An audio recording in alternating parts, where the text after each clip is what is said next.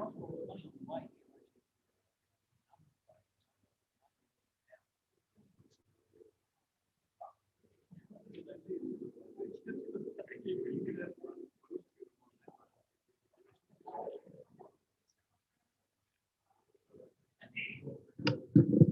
got, hello everyone, welcome, 7 o'clock, and I'm just checking to see if we have live streaming. Have we got live streaming? Yep, okay. Welcome everyone, I think we'll get started. I'd like to firstly acknowledge this land that we meet on tonight is the traditional lands for the Kaurna people, and that we respect their spiritual relationship with their country.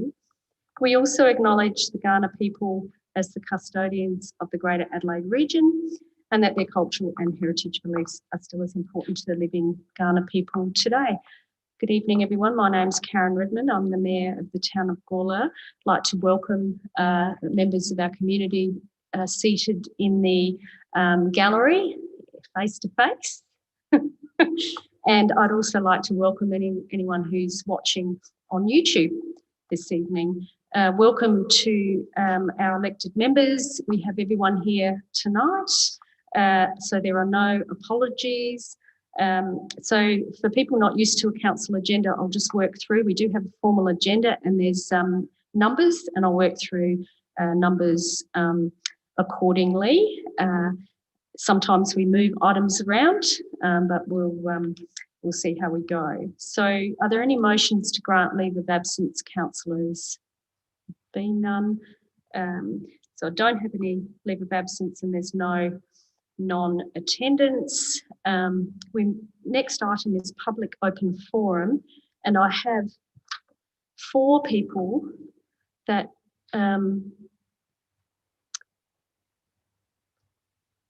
wish to. Where's Mr. De Jong? He's as a deputation? Didn't fill out a form. He needs to fill out. Can you go and ask him to fill out a form? Robert, you just need to fill out a form if you can. Thank you. Thank you. I haven't got that far yet, but I will. So we have a few people who wish to speak in public open forum. If you do wish to speak, you need to fill out a form on that table in front of you. If you haven't done so, and if you wish to speak, if you could do that now, and then bring that to Chris, who's in the black there, helping Mr. De Jong. So we have Wayne Clark, Alan Moulds, Helen Hennessy, and John Spencer, and Robert. So that's, is there any, apart from Robert De Jong, Wayne Clark, Alan Moulds, Helen Hennessy, and John Spencer, is there anyone else who wishes to speak? I've called out Wayne's name. Is there anyone else that wishes to speak? No? I don't think I can see anybody else's hand. So we have a total of 20 minutes for public open forum. So that gives you 4 minutes each, and we'll be timing. Hopefully you won't need your 4 minutes, but you have 4 minutes, and I'll give you a 30-second warning, and then we'll move on to the next speaker. So I'll go in order of Wayne, Alan, Helen, John, and Robert, in that order. So Wayne Clark, and as you come up, there's a lectern there. You can just ensure that the mic is on. There's a green light if it's on, and leave it on for the next speaker. Okay, well, let's have a look here. And David might give you a hand. Yep. Hello, it looks like it's on, isn't it? It's on, yep. It's all on. Excellent. You have the floor, Wayne. Welcome. Thank you. I'd just like to speak on the necessity for a reappraisal every now and again of the boundaries. Obviously, I'm probably a little bit older than a lot of the people here, and being involved in Gawler, a resident for now something like about 70 years, I've been aware of the planning requirements that have changed many times. I particularly became involved in the matter of the Hewitt area, which was planned back in the Dunstan era. He brought out a planning bloke from England And he, in addition to wanting to do Monarto for the satellite town, he decided he had a plan for Gawler called the Greater Gawler area, which at the time did include the area that we now know as Hewitt. And as a consequence of that plan, the Greater Plan of Gawler, the public utilities, the ENWS and the waterworks, all spent considerable sums of money ahead of the plan coming into effect. Well, obviously, politics changed, and obviously it didn't go ahead originally, and it lapsed for some time. But eventually, through some endeavours of various people, we pursued it because we wanted the development of Gawler to go ahead. Obviously, there was a lot of infrastructure already in place, and the Gawler residents obviously needed a better facilities, and we pursued that manner. Eventually, Gawler, the light people decided that they would go ahead with the development, and obviously the area is now fully developed, and it's proven to be a wonderful, desirable area to live. The planning for future in Gawler in the state obviously has to be looked at every now and again. The Gawler and the district has expanded, and I noticed that Mike Grand brought out a 30-year-old plan for the Greater Adelaide area, and that included a lot of objectives. And the main points are that they wanted to improve livability for their residents and to keep the sporting and the other amenities, recreation amenities up, and also to ensure that the urban development exists near the rail transport corridors. And all of these things need to be kept into perspective. I think that in future, these sort of things, obviously in my time, it's been looked at every 10 or 15 years. And I think it needs to be done because obviously the district of Gawler is expanding all the time. And we know from experience in my lifetime that all of the people from Roseworthy, used to be only Roseworthy, come in and shopping on Fridays and things like that. But in the time to come, you're going to have a new metropolis out at Roseworthy and things like that. 30 seconds. Thank you, Wayne. Okay, so I think that's the main thing, is that the reform is a very good thing. I think the expansion of the area is warranted. Thank you. Thank you, Wayne. I'll ask Mr. Moulds, Alan Moulds, to come forward. Thank you, Alan.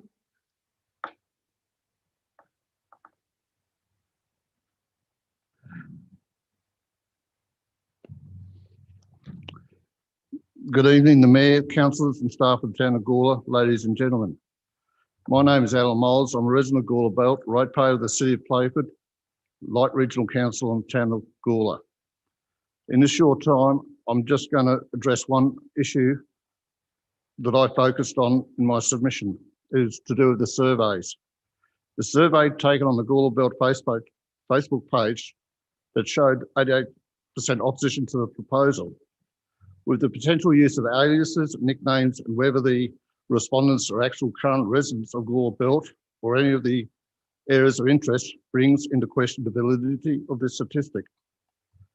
The small survey conducted by the Town of Gawler Councillor Nathan Shaggs and Light Councillor Simon Zeller, without knowing the methodology, I will not make any comment on this. So it leaves the third survey, the Town of Gawler survey. The validity of this survey is questioned statistically. The Town of Gawler survey was filled online anonymously, and therefore it is questioned if the sample is an accurate reflection of the statistical population. Basically, who knows if the respondents are residents of the relevant councils or if anyone put in multiple submissions. Therefore, I'm of the opinion that the sample has not been substantiated by square holes as being an accurate reflection of the statistical population. I started several submissions and completing a basic analysis of the survey, but only completed and submitted one. I noted that after selecting where you were resident of the survey took you down a different path for questions. In looking at the survey report by square holes, there are 44 partial completed submissions. It is unclear if these 44 partial submissions include the ones I started as part of my analysis. The second issue is that some of the questions' responses could be considered to be leading in nature, which subsequently prompts the respondent to answer in a particular way. An example of the questions, boundary reform could align the footprint of Gawler to include adjacent areas already seen as part of the Gawler community.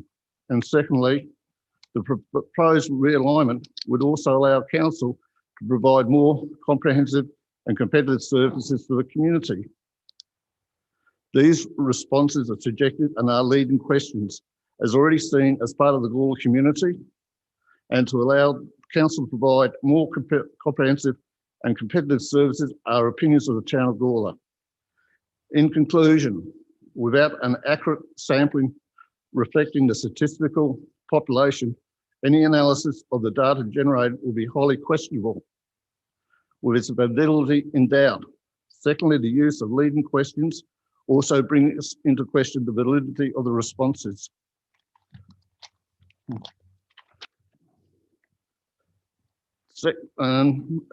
One thought I want to leave from is from my university days where I studied statistics, it was drummed into us, garbage in produces garbage out. I seriously question the validity of square holes statistical analysis. Thank you. Thank you, Mr. Moulds. Helen Hennessy, if you'd like to come forward, thank you.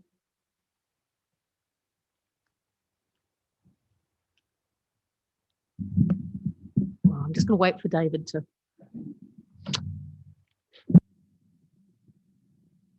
Thank you. Ooh, thank you, Mayor, for the opportunity to address council. My name's Helen Hennessy and I've been a ratepayer in Gawler for 37 years. During that time, I've raised children here and cared for my aged parents. I've worked both here in Gawler and elsewhere, and I think it's fair to say that I'm fairly well connected to a wide range of people in the town. I provided a submission on boundary reform, and my reason for speaking this evening is twofold. Firstly, I'd like to congratulate Council on a very professional, well-run community engagement process. Extending the consultation period to 6 weeks instead of the mandatory 3 weeks, and including 2 open public forums has obviously been successful. As can be seen, both the attendance at the forums and the range of responses received, the additional time for the community to understand the subject, form their views and provide feedback has been warranted.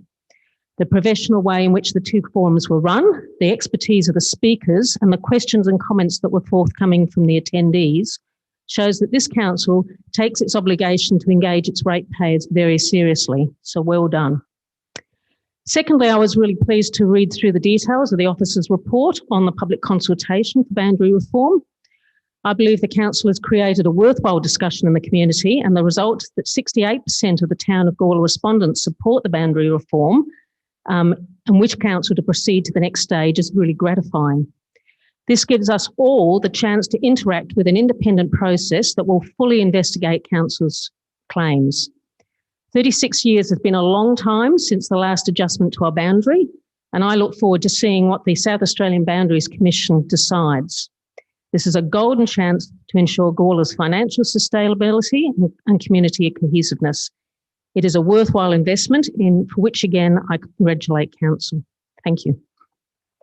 Thank you, Helen. Mr. John Spencer, if you'd like to come forward, John, and then Robert after. Thank you. Thank you, John. Good evening all. My name's John Spencer. For those that don't know me, I've been a resident and builder in Gawler for 30 years.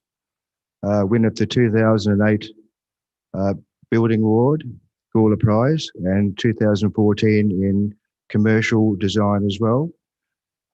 This is regarding the toilet block. There are many reasons why I think it should be retained. the most obvious reason, I suppose, will be the monetary factor. The $90,000 seems to be quite excessive, but besides that, I think the toilet block's in a perfect location, absolutely perfect location for everybody, Walker Place. It can be seen from Murray Street as well. I was there on Sunday and it was used by a lot of people, a lot of tourists. I think it should be retained, but I'm pro for the new development as well, close to the playground. Two toilet amenities is much better than one. The current one could do with a facelift. It could do with a minor refurbishment, a paint job perhaps, but I envisage something a bit more substantial than that. Would perhaps spend $20,000 or $30,000 and can make it look, bring it up to date and make it look modern and more functional. Off the top of my head, I envisage a roof over the top, a skillion roof over the top, which would include a veranda all the way around it. And I think it's just be a shame to lose that in its prime location. I understand the need for another one, especially for the Australia Day celebrations, close to the playground. I think it's just it'd be a crying shame to see it go. The mural, I realise that needs to be retained as well. That would solve that. And I think it's just a obvious thing to retain for a number of reasons. Thank you. Thank you, John. Now, Robert Dujong. Thank you, Robert. So if I've only got 4 minutes to talk about it, I won't go into who I am and, paying rates and coming from Happy Valley an hour and a half to drive here and things like that. I won't talk about, the history of my grandparents and all that, Bill Congdon and John Freer, who used to live in Gawler. I'll get straight to the point. I'm in favour of the boundary reform. That's when I originally came here to talk about. But I'd like to touch that I actually am a strata manager of your biggest, I believe, biggest group of units in Para Road.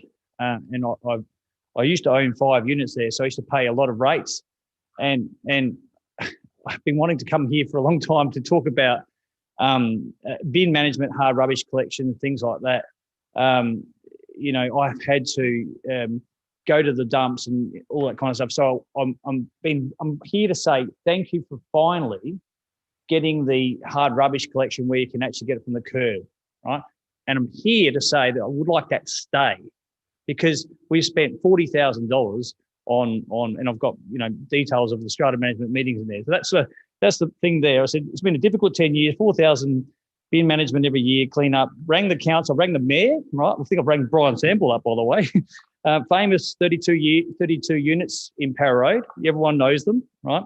And it's hard work to understand the people that live there. But we've done the driveway, we've done fencing, we've done new yards, and I just want to make a point about that for 1 minute if I can. I have actually voted in the election from Happy Valley every time as well. The second thing I wanted to say was in 2001, I came here, I used to live here in Gawler Belt. I came to the council chambers downstairs, right? There was council chambers down there. And I spoke to people about this Murray Street. This Murray Street is awful, right? It's awful. I just got tooted out there the other day by some person, because I was going too slow and I had nothing to do. And I think there needs to be a big roundabout. I tried to speak about this in 2001 where, and it's on the last page down here, where you go down Julian Avenue and then you come up past Coles and Big W, because your area is absolutely exploding. When I used to live here originally, there was nothing down near the racecourse at all. It's just becoming bigger and bigger. And now you want to change the boundaries, which is fine. I'm all for that too, because my Gawler Belt property will be a ratepayer. So I'll be having, if you like, 3 properties paying for the rates here. And all the people in Hewitt are going to get money from those as well, which will actually better, because I had to go the other day from Gawler Belt, from Happy Valley to the Light Regional Council to talk about a septic system in Gawler Belt. So it doesn't make sense, right? You're shaking your head. So I just think I'm going back and forth a bit, but with the Julian Road, you go down Julian Road, make it one way, come right around, and then make Murray Way coming back down the other way, 2 lanes. Honestly, it is just a nightmare to get around through this area here. I don't even come to the actual core of Gawler. I always try and go the other way, right? So that's all it is. I was going to write motions, of course, but I used to be a councillor for 8 years, and I used to write motions, and majority of them didn't even get a seconder. Right? It's hard work, right? When I was on the City of Onkaparinga councillor, so I represented 160,000 people in the City of Onkaparinga. I've run for mayor of Marion, and came 3rd there as well. So if I lived in Marion, if I lived in Gawler, I probably would be sitting on your board, to be honest with you, like the young man here. So I just wanted to say that, I've got lots of 15 seconds, Robert. Oh, yeah, that's right. So I just wanted to say my 3 points to closing are, I'm very, very in favour of when I opened this up, I paid my rates. I came and drove all the way to the council chambers and paid $2,300 because I thought, at least you're doing something. It's good to change it so that it's getting a bigger area. I mean, I made a little comment in here as well that the city of Brisbane is just one big city. So all the people are talking here, it doesn't really matter. What if we just made it one big city of Adelaide, right? That's how the city of Brisbane do it, and they've got electric cars and all kinds of fantastic things. If you go and buy an electric car, it usually comes from the city of Brisbane. It used to be a $50,000 car that they used to come. Thank you, Robert. It's going right through New South Wales Well down to done. South Australia. Okay, Awesome. I think you've got the general idea with the paper. Thank as you, well. Okay, Robert. thank you. Thank you. So that concludes our public open forum. Thank you, everyone, for all your comments and submissions tonight. Varied subjects, but all relevant and important to our town. Thank you. So we'll keep moving. Declarations of interest, councillors. Councillor Goldstone. I did register an interest in confidential item number 5.6, which was item 18.1 in the October 27 meeting. However, the interest no longer exists, so I just wanted to, I don't know if we need to withdraw that declaration of interest. So you don't have an interest? No. Okay, thank you. Any other declarations? Councillor Tully? I did fill in a form when this item was called 16.6. It's now called 5.5. The Council of Avalonga's petition. So I'm declaring an interest in that. I'll remain to make a statement, and then once I've done that, I'll leave the meeting. Okay, thank you. For the debate and for the decision. Thank you. Any other declarations of interest, councillors? Thank you. All right. Now, Councillor Kosh. Yes, Mayor, I'd like to move a motion that we move Office Reports 6.1 and 6.2 up and deal with them first, because I know there's some people in the gallery that would like to talk to those items. Okay, so that's that we deal with 6.1 and 6.2. 6.2 first. Okay, so Chris Haynes. So we've got agenda items, Chris, but we can move these other forward. Is that okay?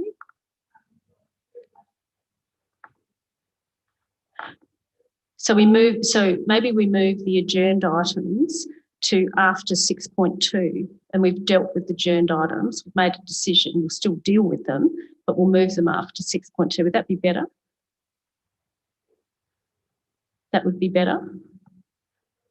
Okay, so Councillor Kosh, if you can flip that, it just covers, because we have to deal with these agenda items, and so we can move them. That's dealing with them.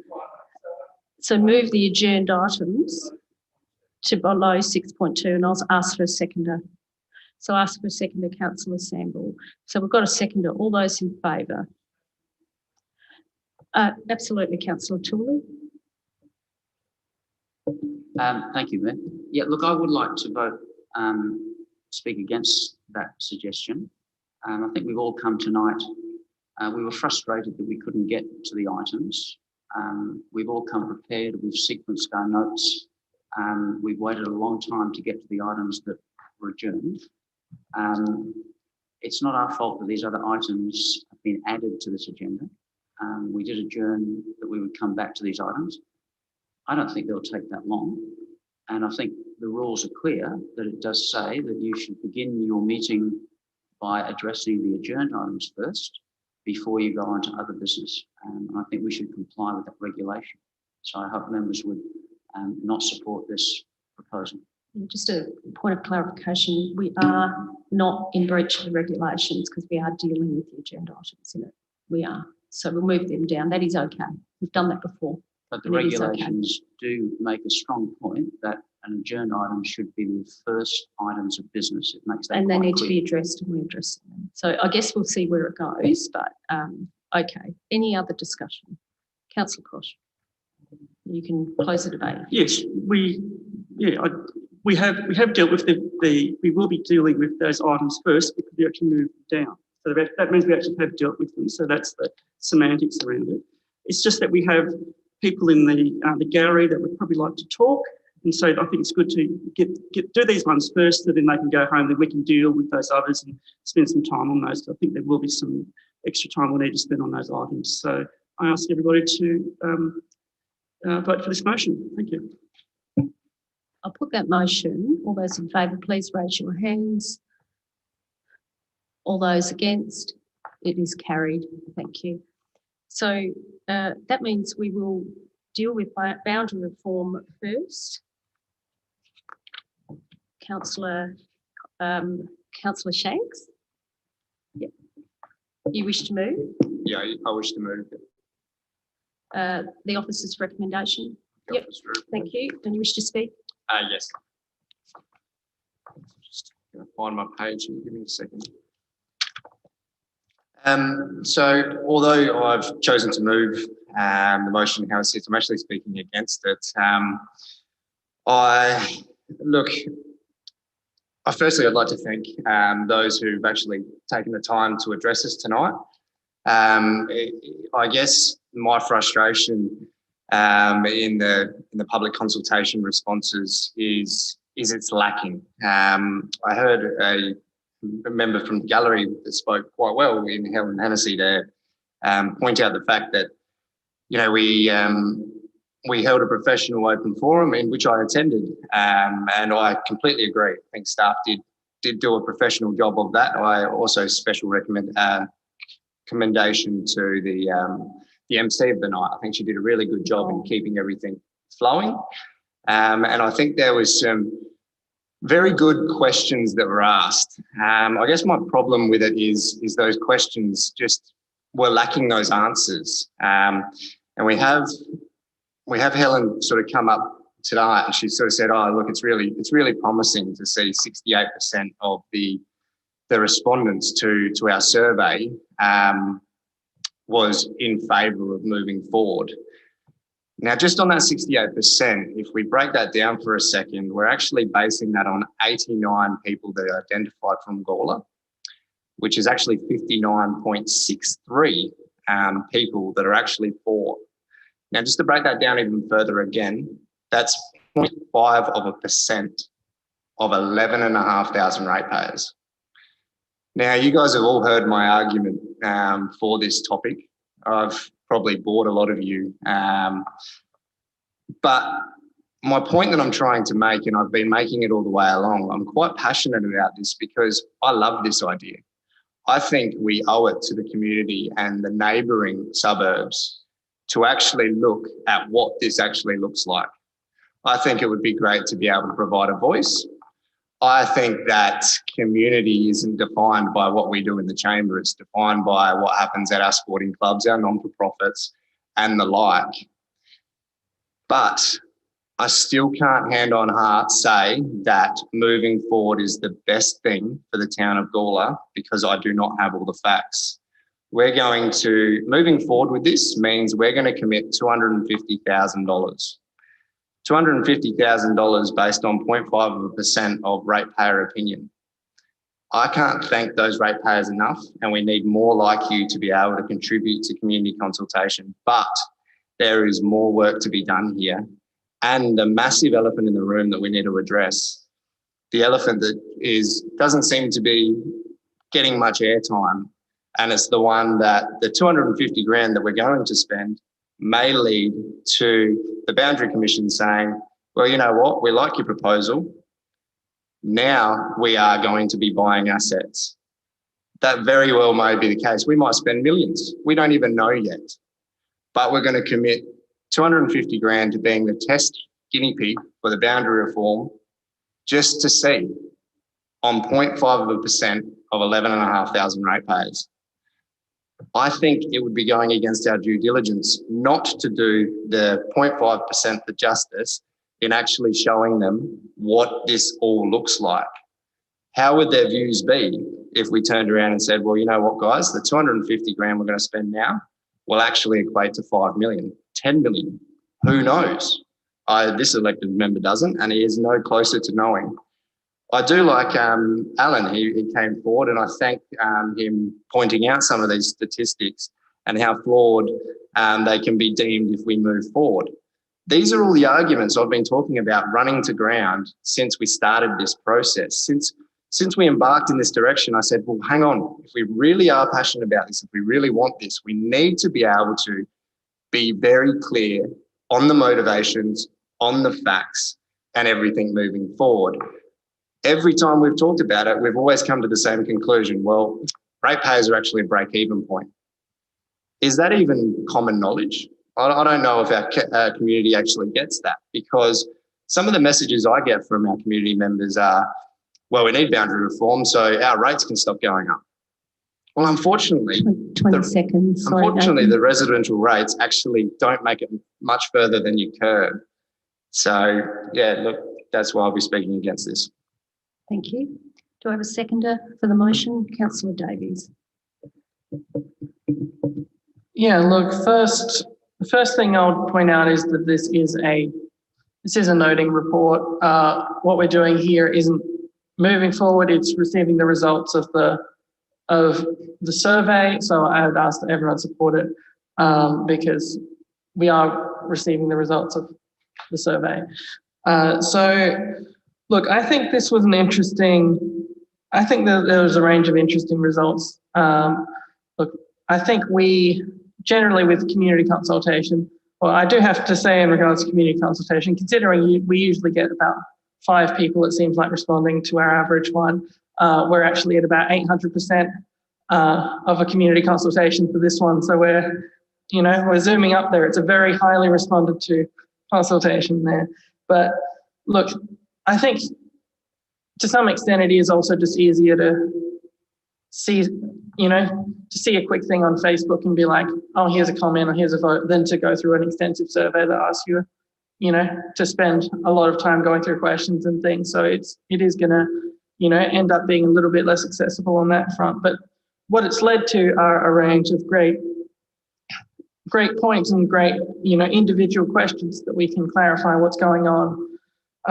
For example, there's a great breakdown here of the people who filled out the survey, whether from Gawler or the other surrounding councils. And it talks about the main area where they undertake activities. Because this is the point that Gawler Council in the first place was making it, was making as a point is this is the Gawler community, the people who are here. Even the people who have come along to say, I'm from another council, I don't like it, the idea, they're coming here and saying, yes, I don't like the idea. By the way, here I filled out this form and I do perform, I do use the library here and the medical services here and go to church here and, go to sporting clubs here. So, I think that's something that's interesting to see. It's actually, it's actually quite high for a lot of these. So the next thing that I would say is that, look, it was specifically asked a few questions to see, like, what is it that people specifically like about this proposal? What is it that people don't like? if they knew that you would have to pay for it, would they still like it? And that's been answered in this survey. There's questions around, well, interestingly, the part about Hewitt, etc., being included actually has higher support than the proposal as a whole in Gawler residents. It says it's up to 71%, whereas they're actually more iffy on removing Bibberinga and Ulibarri, which has not been controversial in this chamber at all. And there was a question here there was a one here for being in favour or opposing that says, suggested changes to boundaries a council proceed will be investigated by a boundaries commission and council would fund the investigation as initiating council. And that had 67% support and 19% opposed, which I found interesting because part of the having the open forums and having all this information is we're making it clear we're paying for this. Here's how much we're paying for this. Here's how the process is going to work. This has all been answered, and still we got this high level of support. So I think overall this is, I think this is basically what I expected to see, I guess, like Gawler residents, strongly in support of it. Other residents came along and, I never expected people who would, come along from other councils to our local proposal to be in support of it because, just by nature, the people who are worked up about it are the ones who are going to make the effort to go in. But there was still 30 seconds. There was still a level of support there, and they still said, yeah, no, we use your libraries and everything. It's all in there. So look, again, it's a noting motion. We got the survey responses. The survey responses say that Gawler residents strongly support this. So I'm happy to keep going, and we'll make this discussion again once we get some costings. Sorry? Well, I was actually going to acknowledge Linley Bertram, who's zoomed in. Linley, are you there? I am. Hello. I can't hear you. Can you hear me now? Just keep speaking, Linley. Keep speaking. Can't hear you. Are you talking? No? Linley, if you could just say a few words so we can know that we can hear you. You got your mic on? We can't hear you. Can you hear me? I'm Jason. Oh, Jason. Hello, Jason. Are you from Square Holes as well? Square Holes as well. So I've worked with Linley on the project. Okay. I think I'm back. Can you hear we've me? started. I can hear Linley. So can you hear me? Jason, can you hear me? I can hear you, and I can also hear Linley. So I think I understand Linley's on at least my Zoom. So we've started the debate. Do you want to make any comment around the survey? You've got an opportunity to do that. How would you like us to go through any of the results, or can we take it that the members of elected members have read the report? Yes. Okay. You're happy to answer questions? Yeah, we're happy to answer questions, aren't we, Linley? That's probably a good way to go. Yes, Yeah. yes. Can you hear me now? Is that you, Linley? Yeah, I can certainly hear you, Linley. Maybe can you turn your volume up, or? Linley, is there anything you want to say to the elected members? Because it is hard to hear you. No, you're gone again. Okay. That's okay. Jason, we'll go back to you. Yeah, I guess it's sort of I certainly tuned in for the last comments going through, and I guess the key thing is that there's that polarising view of the residents of the town of Gawler are strongly supportive or are supportive of going forward.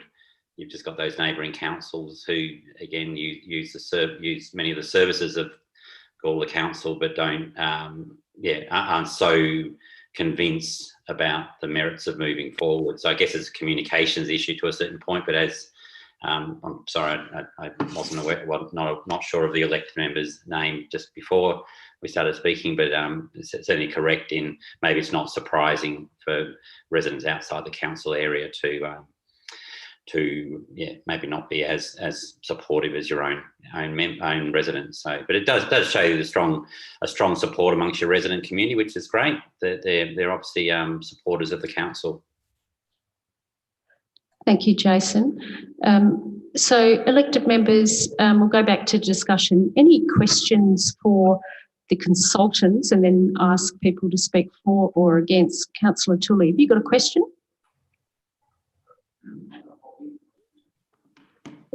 I have. So I'm happy to ask a few, and then when you want other people, I'll come back. So Jason, tonight we've had a criticism from the gallery, and I support that criticism that questions the validity of the survey. The statement was made that they believe questions were leading. There was a belief that there was no way of controlling who answered, that people could have given multiple answers. And there was also criticism that people who were not actually Gawler residents could have claimed to be Gawler residents. How do you respond to that criticism? It's from the gallery, and I have the same questions myself. I guess the last question is there's certainly people saying that they're from the council, Gawler council, when they're not. I guess there's not really a lot we can do there. We do rely on people's honesty of going through. We do clean the data to make sure there's not multiple responses from the same individual, the same IP address. So the idea of someone doing it multiple times isn't. Yeah, so that I've just got a note from Lindsay there. We checked IP addresses, and there were only 2 duplicates, but people, people from the same household. So there weren't really large numbers of people going through. So there wasn't really a sense of multiple responses there. Were there any other points on that I missed? Further questions, Councillor Tooley? Yes. This might sound like a confronting question, but how do you respond? I'm of the view that your report is quite biased. And there's a number of examples I can give you of that. On page 9 of your report, you selectively highlight certain wording, and you only quote one quote in your report, and that's from a person who is in support of the boundary reform. You make no summary of the significant numbers who are opposed. You do highlight selectively, I think, numbers that seem to support the argument that reform should go ahead. On page 13, you embolden certain figures, but you do not embolden the numbers who disagree and who are totally opposed. In your summary statement, and I thought this was a really missing one, you don't make any statement that the majority of respondents disagree in the efficiency of one control management, which is one of your bold statements. And you don't make a statement that the majority of respondents do not support Town of Gawler's proposal. So I'll put that question to Jason. Jason, if you'd like to respond. I guess there's a few points. There's no the questionnaire was developed to not be leading in any way. So, and the summary report is really a way of just summarising key themes that come through. I guess it's really there's no fear or favour from our side of leading in any particular direction. So that's certainly not intended. If that's how it's been read, then that certainly wasn't any intent. The report is a summary report based on questions that we developed and worked closely with council to put forward. So there's certainly not any push polling. There's certainly not any leading going through. The quotes we highlighted, anything that was highlighted was really just a matter of highlighting what we believed from an independent research agency were the key themes emerging. So that's, I guess, certainly we're sort of not as close to it as the elected members are, but certainly that was our perspective anyway. There's certainly no fear or favour from our side and no intention to illustrate a particular perspective. Jason, can you hear me? Further question? Yeah, I can hear you. Yeah. I just have a comment on that. We were asked, our original report did focus on the total sample, and we were asked to go back because it was for the town of Gawler. We were asked to report the main comments being the responses from the town of Gawler residents, but also including the other councils and at a total level. So all the facts and figures are in there. We were just asked to focus on the town of Gawler for this particular report. Thank you. Further questions, Councillor Tooley? Yes, could I refer you to pages 26 to 33 of your report, which in ours is around about the 28 of 160, but your numbered report, pages 26 to 33, I use this to emphasise what I believe is the bias. That report is titled Responses to Support and Opposition, and Town of Gawler residents appears to be the only voice. Why did you not do an equal summary for the vast majority, and it's a clear majority statistically, that were opposed to the reform? When you add the people who were outside of Gawler that you speak of, I think there's 113 of them, and you add the people from Gawler who dissent, the number of people dissenting is much greater. And yet, on those pages, it appears to me that you're only referring to six pages from the town of Gawler residents. You've given no voice to the people, So and yet you legally, say it was an unbiased report. Jason, I think you've already answered that you focused on the town of Gawler residents. So do you want to add anything to that response? We do have a copy of our first version of our report that has the total level, so quotes from residents from all of the councils, including town of Gawler, but we were then asked to only include the town of Gawler because that was the focus for this particular report. So that was the direction that we were given. That's really important. Thank you. You had the data, but you were asked by this administration not to include it. I want the public to hear that. Have you got any other questions, Councillor Tooley? Yes, No, I I do. might move on. Thank you very much. That was a really important point. There were some significant submissions from some very influential people, the mayors of Light and Barossa, but you gave them no voice. Leighton Holdings with Concordia made very profound submissions. Were you asked by this administration to take out that from the report as well? We can't identify. The responses were anonymous, so we can't identify who provided. No. So the report These were not was for the anonymous. survey. The report was actually focused on the survey. Is that right, Jason and Lily? Yes, that's This is only the survey results. Yeah. So the report's specifically around the survey. yeah. And Okay. it is to have it, so it's a summary of the survey results. So Thank you. Any other questions, Councillor Tooley? Do you wish to speak for or against? I will be speaking, but not just yet. I just need to look at my notes. Other people can speak. I'll come back to speaking there. Thank you. Okay, thank you. Any other speakers? No? Any other speakers on this matter? Otherwise, I'll go. Do you want to speak, Councillor Tooley? Because otherwise I'm going to go to Councillor Shanks to wrap up. By the speakers, You've got the floor. I suspect someone will speak as soon as I've finished. You've got the floor, Councillor Tooley. There's lies, there's damn lies, and there's statistics.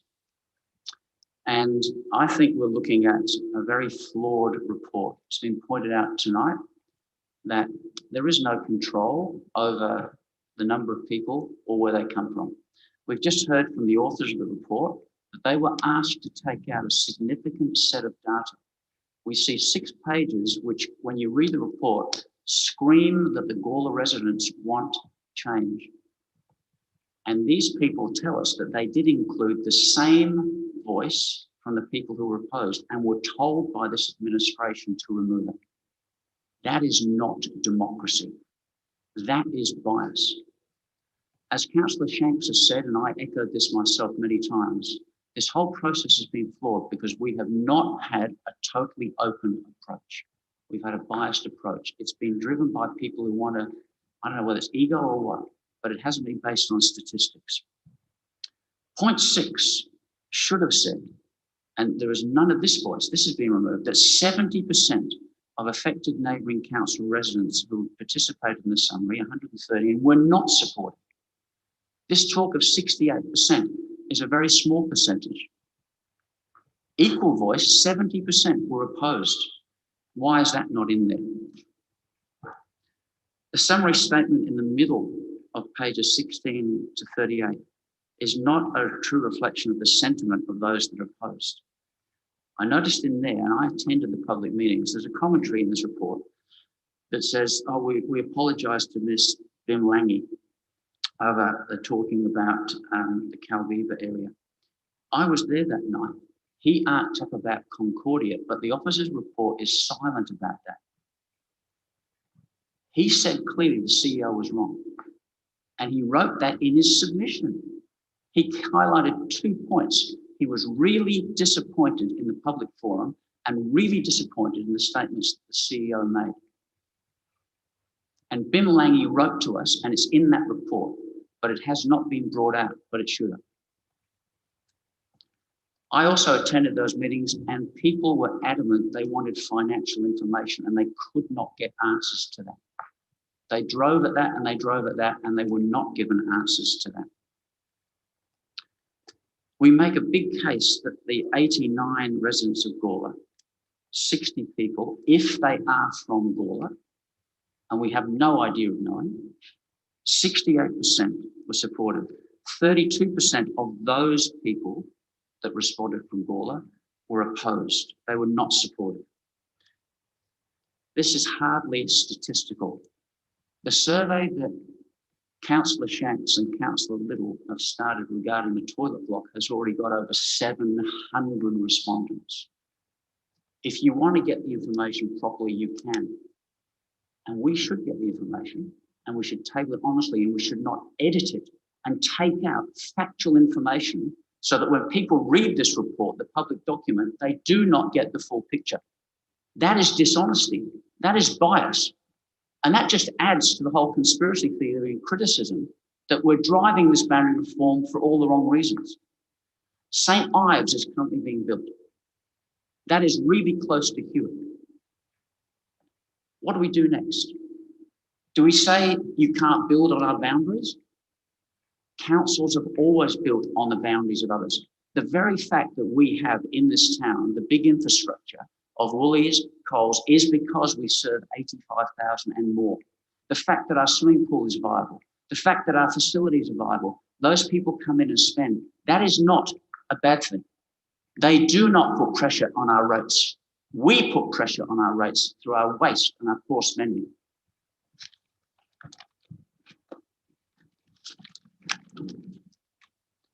The way this report is written, the lack of information, the overemphasis of things that favour the status quo, and clearly direction of this administration to the people running the survey shows that this survey is of no value whatsoever.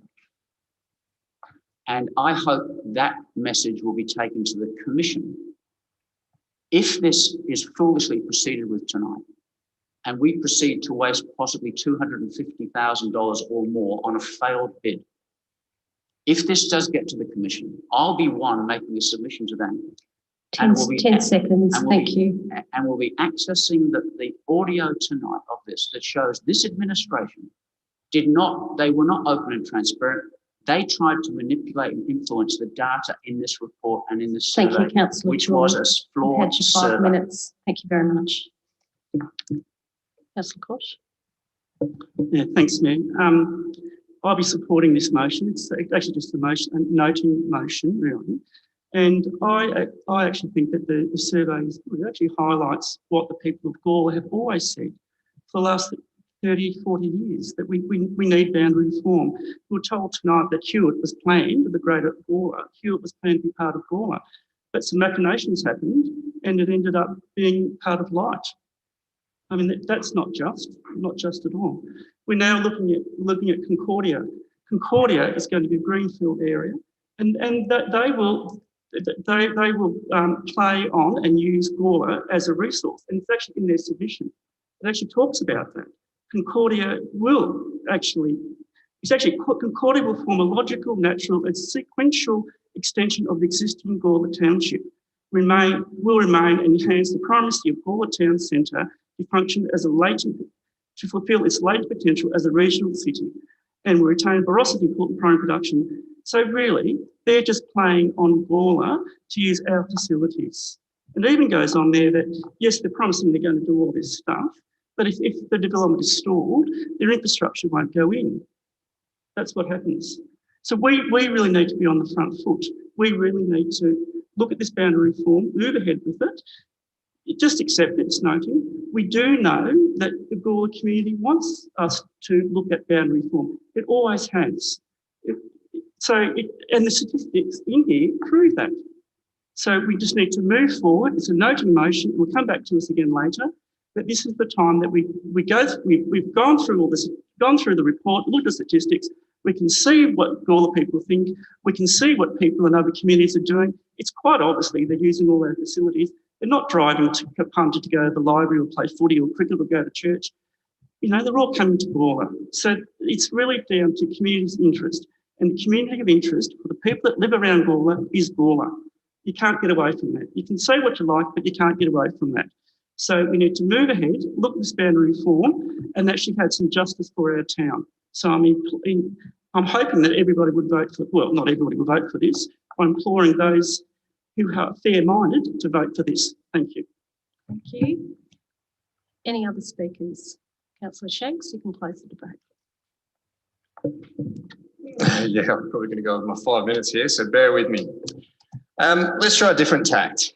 Let's accept that we do agree that our neighbouring suburbs are all part of our community and they're the ones that need to come in and they use up all our services and everything like that. Let's look at that for a second. We turn around and we say there's 110,000 people we service and we're wanting to take over, I think, 3,500 a Hewitt and a lot less than the other neighbouring. So let's just say we double our ratepayer base and we put it up to 20,000 people. Then would we care about their opinion? Because right now we're actually not even acknowledging it. We're just turning around and saying, well, the town of Gawler people do want this. In one hand, we say it's obvious they are community. But on the other hand, when the math doesn't work in our favour, we're turning around and going, you know what? We'll let them argue with us when we advance. These are exactly the points I've been making the whole way along. Like 0.5%. I'm a part of that 0.5% that would love to be able to see this happen. But again, we need to question, why is it such a heavy number of our neighbouring councils that are completely against it? What is wrong with our house? Why don't they want to come over? What is it that we need to fix? Why aren't we better salesmen? What's happening? That's what I want to get to the bottom of. And I also want to get to the bottom of making sure that we're very, very clear what 250 grand means. And I do note, I completely agree that the way the report sits is it's a noting report, except point 7 seeks that council staff provide a draft general proposal for boundary change. So we're going to commit our heavy hitters to prepare a massive draft proposal that we're going to maybe vote down if we show some common sense because we've got 0.5% of the population that are actually interested in this. Come on, we need to run all this to ground. If that 0.7 wasn't there, I would almost be all about it because, again, I can't commend the people that have actually spent the time and followed the process and actually gone through and done the survey. I can't thank you enough, but we need to be better. We need to get more going to be able to commit what we're about to advance to committing. Now, I know this is the entree before the main, but if we're going to advance with getting these draft general proposals and we hear tonight that we're actually not, we're actually altering the report the way that it sits to just the Gawler residents, which again, I do note that it is in the guidelines of the boundary reform as recently amended that it's not up to us as to listen to neighbouring councils. I even see that in the report there. Very clever. But when are we going to actually start caring about what these ratepayers are thinking? When are we going to start taking that on board? And when are we going to start asking, well, hang on a minute, why? We have a neighbouring mayor that's literally said, if my ratepayers want to come over to your council, I'll facilitate it. We should tap into that. I just don't understand it. We're spending so much airtime, we're spending so much energy on this, and we're so divided on it. And even our town doesn't really seem to care too much. And I'm so sorry to take away from the people that have spent the time. But again, if we turned around and said, we're going to embark in this process, and what it might end up meaning is we're going to commit $5 million to it, would these same people turn around and be happy with the 250 that we're going to now start preparing a draft budget to spend? There is all these questions, these things that we haven't ran to ground. I'll almost admit, and I'll turn around and go, you know what? We are maybe starting to make a little bit of traction, but we have 10 more steps to do before we jump right to the finish line. And there are some things happening in our own backyard that we need to figure out first. And yeah, it seems contradicting that we're advancing with something that's about wanting to bring the community together, but we don't want to actually listen to that. 30 seconds, thank you. Thank you, Mayor. The debate's closed. To put that motion, all those in favour of the motion, please raise your hands. All those against, it is carried. Thank you. Councillor Tooley has called a division. All those in favour, please stand and I'll name you. All those in favour are Councillor Davies, Councillor Kosh, Councillor Goldstone, Councillor Little, Councillor Hughes, Councillor Fraser. All those against are Councillor Vallelonga, Councillor Tooley, Councillor Shanks and Councillor Samble. The motion is carried. Thank you. You may take your seats. Thanks, everyone. Thank you for a really lively debate. Okay, so now we will move on to, just get my,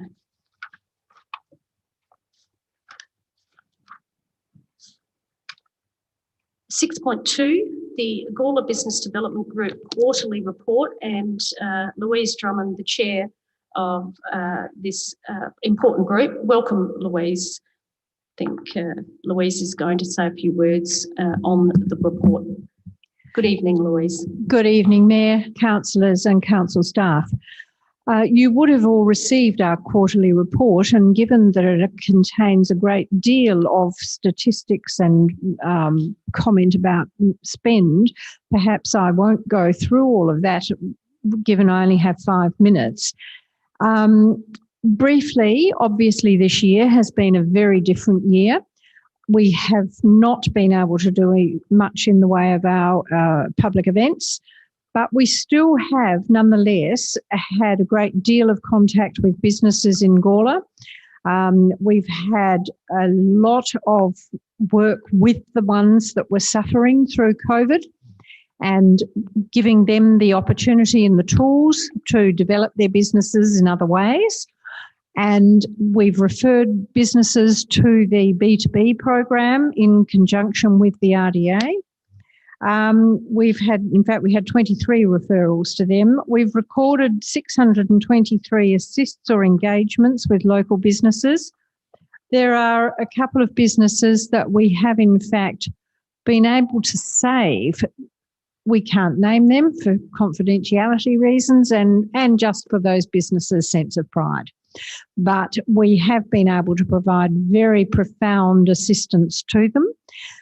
We've had very good response to our Building Better Regions Fund work that we've done, and that has now wound up, and we look as if we're going to be in a position to do that again next year, as they've given us very complimentary remarks on the outcomes there.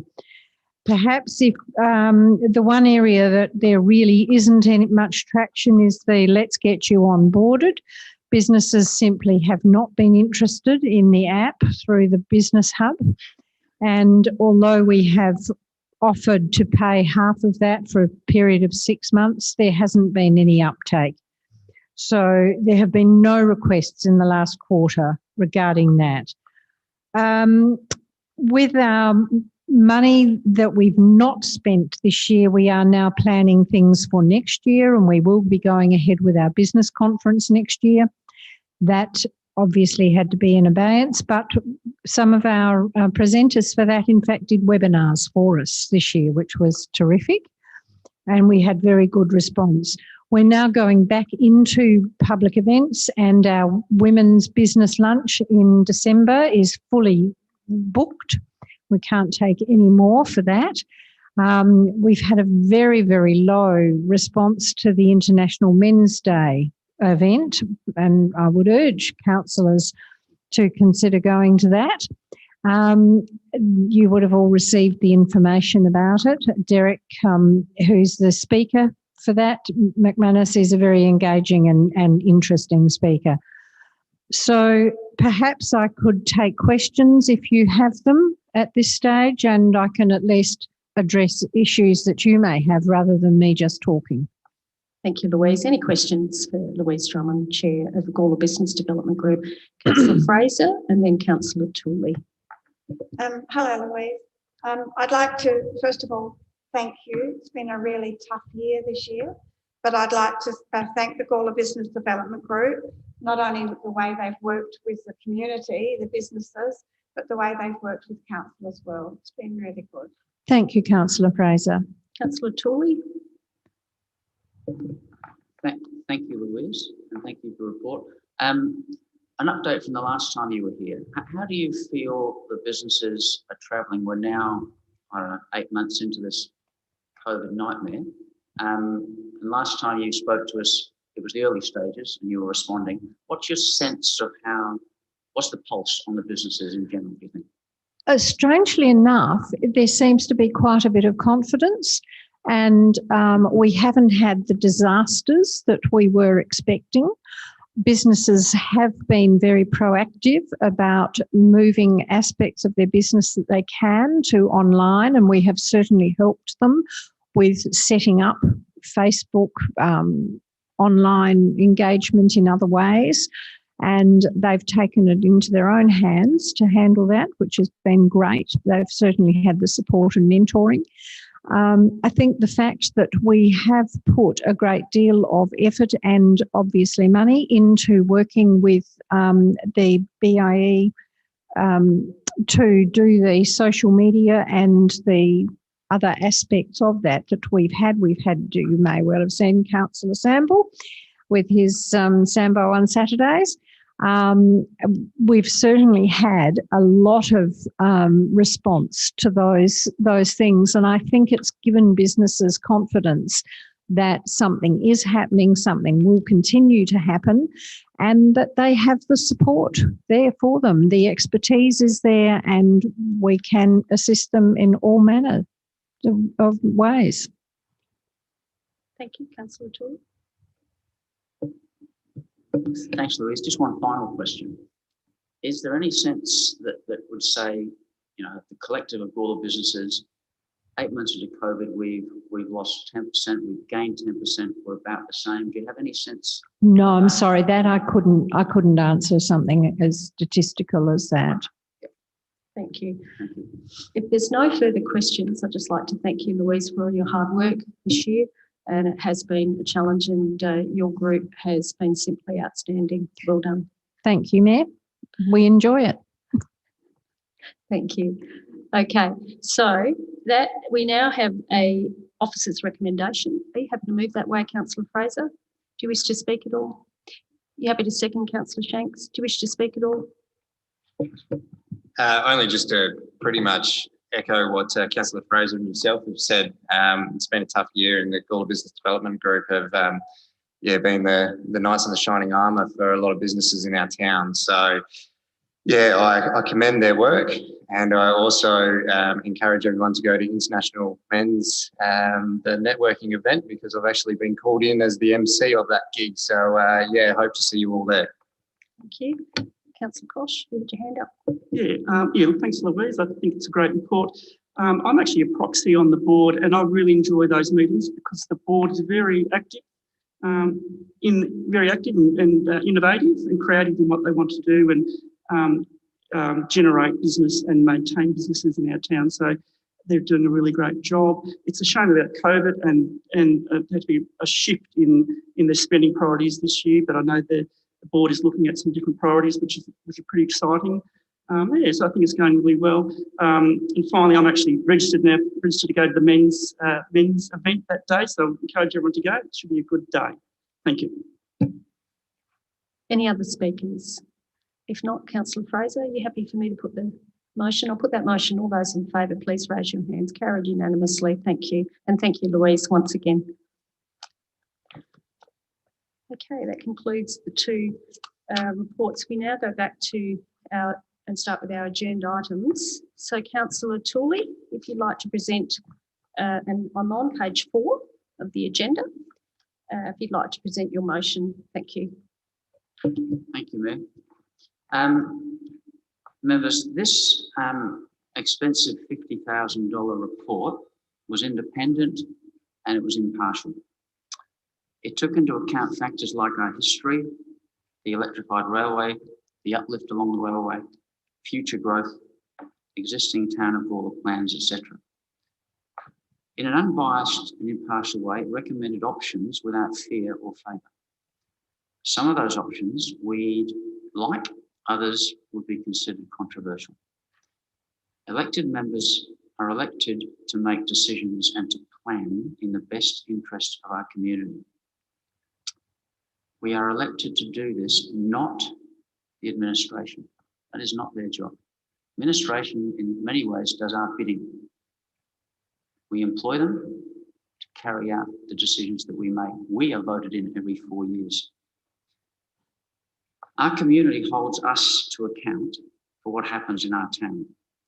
Many of you, when you were elected, and you told these stories in here, that how people came to you, lobbied you, gave expectations of you, and many of you gave on your platform the very things that you wanted to see happen in response to that.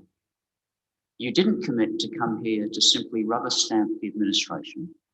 You didn't come here to simply let the administration do the thinking for you. This is your core business. Had we not, at the last meeting, made the adjustment at the IES meeting, I think it was the IES, to this report, the intent was that it would be noted and sat on the shelf. And there it would have sat.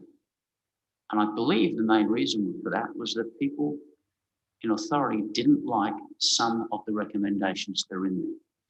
The amendment that we made and the motion that I moved and that we passed was to say that we would use this report as a reference. Now, what I'm saying in our motion is that we use this $50,000 report as the basis for us to own the agenda and for us to work with our community on some long-term planning. We need to set the vision. We live in this town. We are elected by the people in this town. I don't believe any of the administration live in this town. Oh, that's not true. That's actually completely untrue. I have to pull you up there. You've just said something that's completely untrue. Paul Horwood lives in Gawler East. Thank you. I'm sorry. I'm happy to be corrected. You Yeah, did and notice I've just that corrected you. And many of the staff live in the town. And don't make a big issue of it there. I said believe. I said I believe and I accept your point of correction. Thank you. I'll say the vast majority of our executive and administration do not live in this town. Well, we do. Again, you don't know that, so you can't. I'd ask you not to make derogatory or it's not a broad statement. statements It's a statement that we as administration. elected members are the people who live in this town, represent the people of this town and have an obligation to lead. What we need to do is, given that $50,000 has been spent on this report, we need to put it out to the community. And more than that, we need to encourage the community to respond in the way, simple ways like the survey that we've done on the toilet block has generated 700 responses.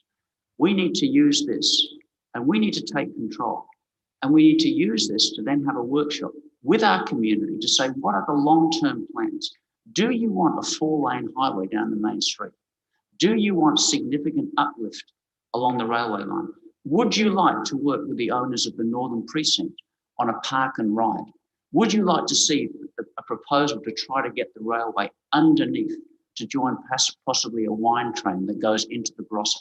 Would you like to see us protect the rural areas from high density living by zoning them differently. These are the things that we need to do, and this report touches on many of those things. So what I'm saying to you, elected members, is, I guess I'm challenging you. Do you see yourself as the ones that should be directing the vision and the future of this town, and use this, therefore, this investment of 50,000 as a basis to trigger some long-term planning so that we can solve the parking problems, we can solve some of the traffic problems, we can maximise the opportunities that come up an electric railway line. We can talk about the opportunities that can benefit businesses and the economy of this town. Or are we going to sit back and leave it to the administration and what? Hope that it happens? It's up to us. That's what we were elected to do.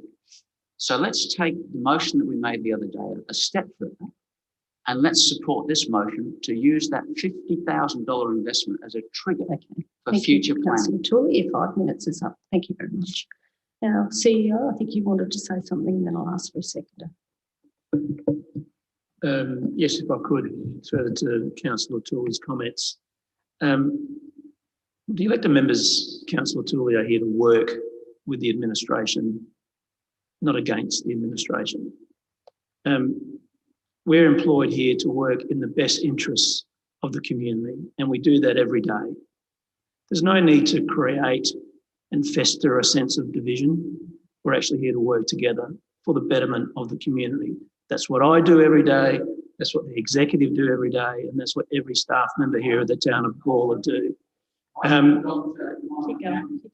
In terms of the genesis of this study, it was the administration who presented the proposal to council that we should be forward-thinking, we should be proactive, and we should undertake this investigation because the state government wasn't going to do it. The state government wasn't going to do it as part of their proposed rezoning proposition. It was when the state government advised us that they were not continuing with that rezoning proposition that we, the administration, Mr. Viney and myself and Sam Delena, we said we will continue with this study because we need to know the implications of the uplift. And we've done that in a diligent and professional manner. We've done that in the interest of the community. We've presented that report to council in good faith, and we have no intention. We have no intention of that report sitting on the ledge. We have no intention of it being not considered. And all your commentary this evening has just sought to undermine the constructive and professional contributions of this administration, and that's disappointing. So I'll ask for a seconder. Do we have a seconder for this motion? Councillor Shanks. Do you wish to speak, Councillor Shanks? Thank you. Yeah, look, I'm happy to second this, and Henry's just cemented it there. Although the tone was different between the mover and the CEO, you're actually both in agreement, which, I mean, good on you guys. We've spent $50,000. The CEO sees the importance in actually delving into this. So luckily, we were able to come to a motion in the IES that actually didn't see this getting put aside, and it does bring it to the forefront in public view. I think the idea here is, so let's do our due diligence. Let's get into it and see what good we can pull out of this. Because although we agree we don't want to widen the main street, we understand that that's never happening. We do see some potential in there that we can actually, solve some other problems that maybe we're elected to solve or look into or whatever. But we're here. We've spent $50,000. Let's get into it.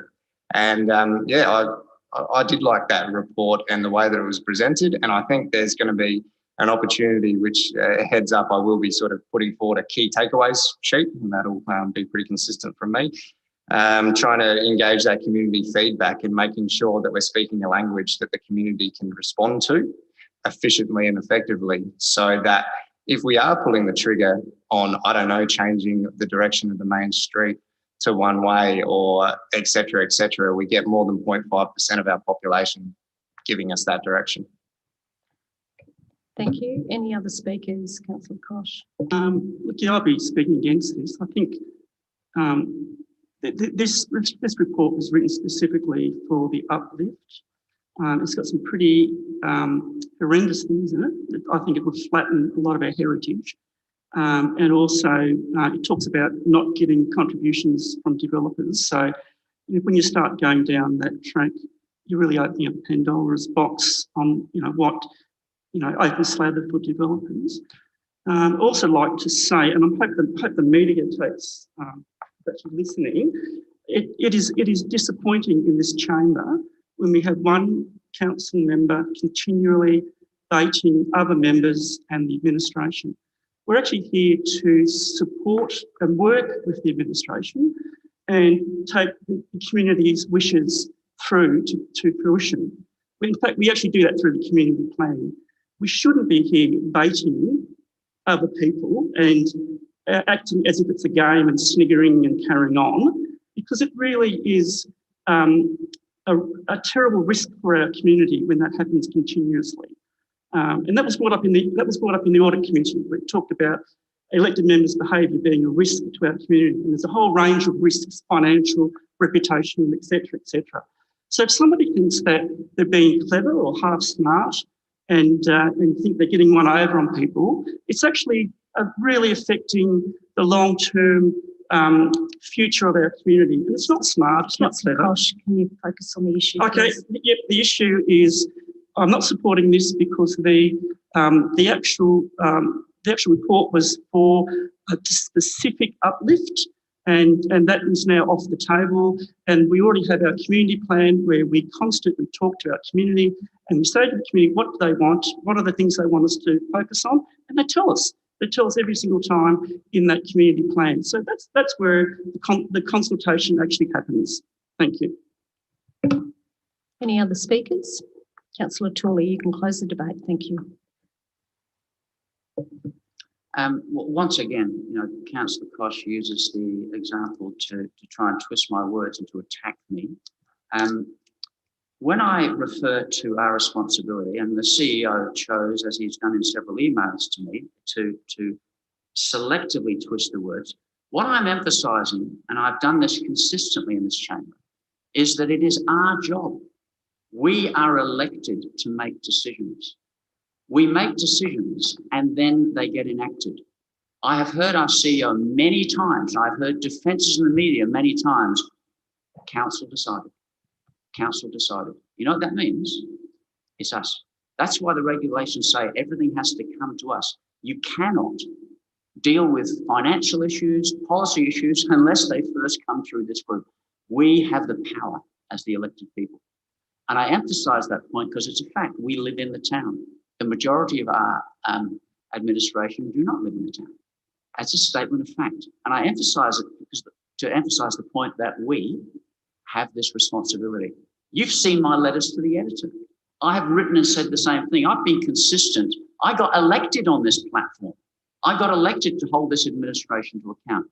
The Mayor sent an email just the other day and quoted, "We are responsible for holding the administration to account, managing the financial issues." It's in the regulations. That is what I am doing. I am not causing divisions. But what I am sick of reports that are devious, reports that have misinformation, reports that are edited, where we're not given the full information by this administration. And we heard that tonight from the consultants. I have every right to be critical of this administration. I got voted on that point, and I'll continue to do it if it's not serving the best interest of this town. And let's get to the next point about this. To say that that report is now wasted because of a change of view by the government. Even the CEO, who I disagree with a lot, said we are not going to waste that report. For Councillor Kosh to say that because that's changed, therefore it's negated, is to waste all of the powerful information that's in there. Councillor Kosh says if we support that report, we'll flatten the heritage. What a ridiculous thing to say. Nobody in here is advocating for that. Nobody's advocating for a 4-lane highway down the main street. I said that at the very beginning, but obviously Councillor Kosh doesn't listen. I said there are many things in that report I wish the camera could see the faces Councillor Koch pulled. That was quite a good one. Thank you, Councillor Koch. Keep going. I quite enjoyed that. Lovely. For those that can't see at home, he turned to me and pulled his face. So just so you can see that, but you can't, but I'll tell you, I'll describe it. It's comical. There are many things in this report that we would not agree with. And I said at the beginning, but some people don't listen. Let's use it as a basis to use that good work, that information, that challenging thinking. And you know, that's what change is about. People should throw in challenging thinking to stimulate decision and vision and good decision making. And some of it won't go anywhere. Some of it will. Mayor Samble, Councillor Samble, this was a characteristic of you. It's a characteristic of you when I hear you on the radio. It's a characteristic when you were leading. You had vision. You plastered the town all over your car. You came up with that phrase, the best of town and country. We saw things happen. We need that same sort of thing to happen now in our town. We need to be people of vision. And let's not waste $50,000. Let's use it. It's being spent. Yes, there were reasons why it was spent. I don't challenge that. I accept that. But let's use it now and let's bring our community in. I'd love to see this gallery full of community members contributing and pooling those ideas together so that we come out with a plan that's really owned by this community that says, we want something like, I'm just guessing, but something like we want a park and ride that makes money for the town and takes advantage of what's happening in the local area, that takes advantage of the Gawler East Link Road, the fact that we are the end of the railway line. I want us to protect the rural zones so that they can't become high dense living. We need to do that because they're not viable for agriculture. We've seen that in all the reports. We need to use this report as a catalyst for us to own it. Not wait for the administration if and when they do it. We can do it. We can call council meetings. We can call workshops. Councillor Tooley. Let's get active, members. Thank you. The debate's closed. Put that motion. All those in favour, please raise your hands. All those against? It is carried. Thank you. Councillor Tooley's called a division. All those in favour, please stand. All those in favour are Councillor Davies, Councillor Vallelonga, Councillor Tooley, Councillor Little, Councillor Shanks, Councillor Samble, and Councillor Fraser. All those against are Councillor Koch, Councillor Goldstone and Councillor Hughes. The motion is carried. Thank you, everyone. So Councillor Tooley, you can present your motion 5.2. Thank you.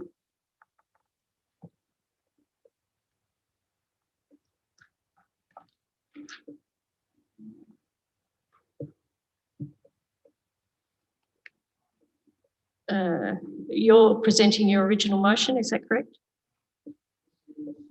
Got 5.2? Yes. Yeah, okay. You're presenting the motion that's in the agenda? Thank you. I am. Okay, yep. Thank you. Although I am happy to adjust it. I'm not locked into exactly being 80. I use that as an example, but I'll speak to it anyway, and then I'm happy people might make a suggestion for changes. Well, I'm sorry, I don't understand what you just said. Are you wanting to change it or not? Let me just stop the clock. What I'm saying is, Mayor, that if someone during the debate came up with some changing and said, look, 80K is a sticking point, let's vary that wording. I'm happy to hear that from people. They can move a variation, they can move an amendment. I'm happy to do that, but I'm speaking to it as it is at the moment. Okay, you've got the floor. Thank you, Mayor. Can we restart the clock? Keep going. Well, don't cut me off. Okay. Folks, I've ridden along this road recently. I took my little granddaughter for a ride in the Vauxhall, the 58 Vauxhall. I took my wife on there in my 59 Vespa. It's beautiful. I had a beautiful drive on that road. Cyclists were out there, people walking on the side lane. I noted that between roundabout and roundabout, there is not a single driveway. There is not a single road intersection. There is this complete separation with an island between both sides, and the roads are very wide and very generous. Is it? And it's 50. From roundabout to roundabout? Stuart Bates? Phillips Avenue roundabout? Yeah. To One Tree Hill roundabout? Yeah, the Stuart Bates. Yeah. Sorry? Stuart Bates on the left near the bridge. Ah, He's got his own driveway. Keep going. Forgive me for that one. Yes, I've seen that one with it. It's fenced off and he is the only one allowed to use that. Yeah, I do that. But look, hey, do you want to get on a technicality? 99% of it has no driveways, no intersections on that section. And it's 50 kilometres an hour. I did a check. Carlton Road becomes 80 kilometres after Phillips Avenue and is 80 kilometres through residential area and through the entrance to Springwood. Lindop Road becomes 80 kilometres just after Cheek Avenue and goes right the way down through Townsend Estate, past Hamilton Estate on the way to the Wheatsheaf End, 80 kilometres. Potts Road becomes 80 kilometres just east of the roundabout. On an uphill, on a narrow road, pothole ridden, and it goes past residents and driveways, 80 k's. Adelaide Road, when you come in from the bypass, 80 becomes 60, and then for 60, through some of the busiest part of our town, through all of the Gawler Green area, right the way past the racecourse until you get to the end of the racecourse, and then it becomes 50. So you've got a massive number of road intersections, and you've got massive amount of residents and driveways, and that's 60 k's through there. This, I'm told, is a road under our jurisdiction.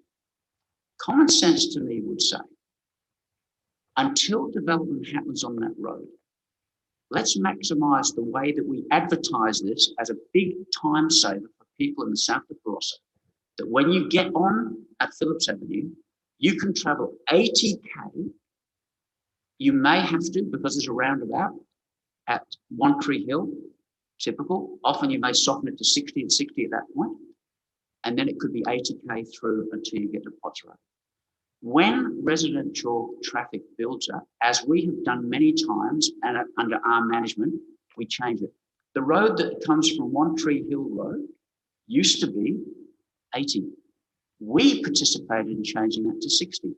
One Tree Hill Road used to be 100k. It's been dropped to 80k in answer to the increasing volumes of traffic. We can do that, but in the interim, let's make it 80k. And then as it begins to become more residential development that impacts the road, then let's review that and change it maybe to 60. Now, if we want to respond to our residents, they're screaming at us in the Bunyip polls and in the surveys and in our feedback, even our own feedback when we promoted, hey, guess what? It's open. They came at us and that was the consistent thing. You're kidding me, 50 kilometres. So common sense, don't make this a party political thing. This is common sense. Let's get the officers, as it says here, to look at, begin the process of looking at changing it upwards from 50k, hopefully to 80k in the interim until development happens. If that development happens in 2, 3, 5 years, then we'll review it to 60. And then ultimately, if it's high density, we may have to go to 50. But as I said to you, even Adelaide Road, when you come through the busiest part of town, past all the Trinity traffic, all of that, it's 60 kilometres until you get to the end of the racecourse. No one on that road. It's a beautiful scenic drive. 50k is and our community are telling us it's ridiculous. Thank you. Mr. Delina, just a question to you. Has the road been, would DIT approve an 80k based on the design of the road?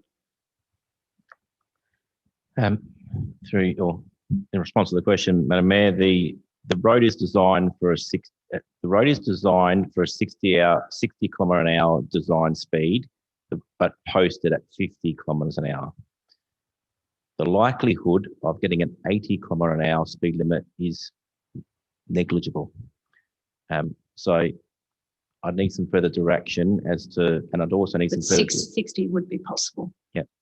Well, okay. It's possible that we could investigate that. The reality is the council does not have the power to change the speed limit. The power is only available to the Department of Transport, the Commissioner of Transport, and he delegates that power to the staff, I think 3 staff within that department. We would need to present a compelling case as to why we're seeking to post the speed limit at the design limit, which I think there's there's a strong possibility that we would be able to do that on the basis of some of the factors that Councillor Tooley has mentioned, that there isn't the urban environment in that environment now that would allow us to potentially accept a high level of risk on the basis that it would then be obviously reduced at some point in the future. So there is a body of work that can be done. There is a bit of a journey. It's not in the council's hands. But if we were to go down this path, there would need to be some funding allocated, or the next step would be to come back to the council with a report with what those costs would be and what that process would be. Okay, thank you. I'll ask for a seconder now. You happy to second? Yep.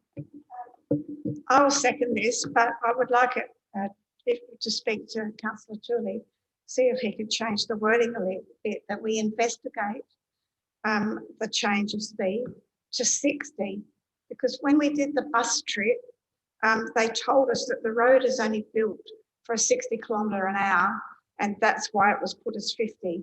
I actually think we were dudded with this road with that, because it is open space at the moment, and I agree with you, it should be 80. But if the road's not built for 80, and I believe it's something to do with the bends and the turns and things, which makes it dangerous. So I'll put that to the mover. Yeah. I'll accept that you're seconding. Mover, are you happy that? I'm happy to make this change into the wording. So it would read as it is until we get to this point here. Council acts to change the speed limit from 50 kilometres to 60 kilometres for the majority of its length, and investigate the possibility of 80 kilometres until development occurs. That's no skin off anyone's nose.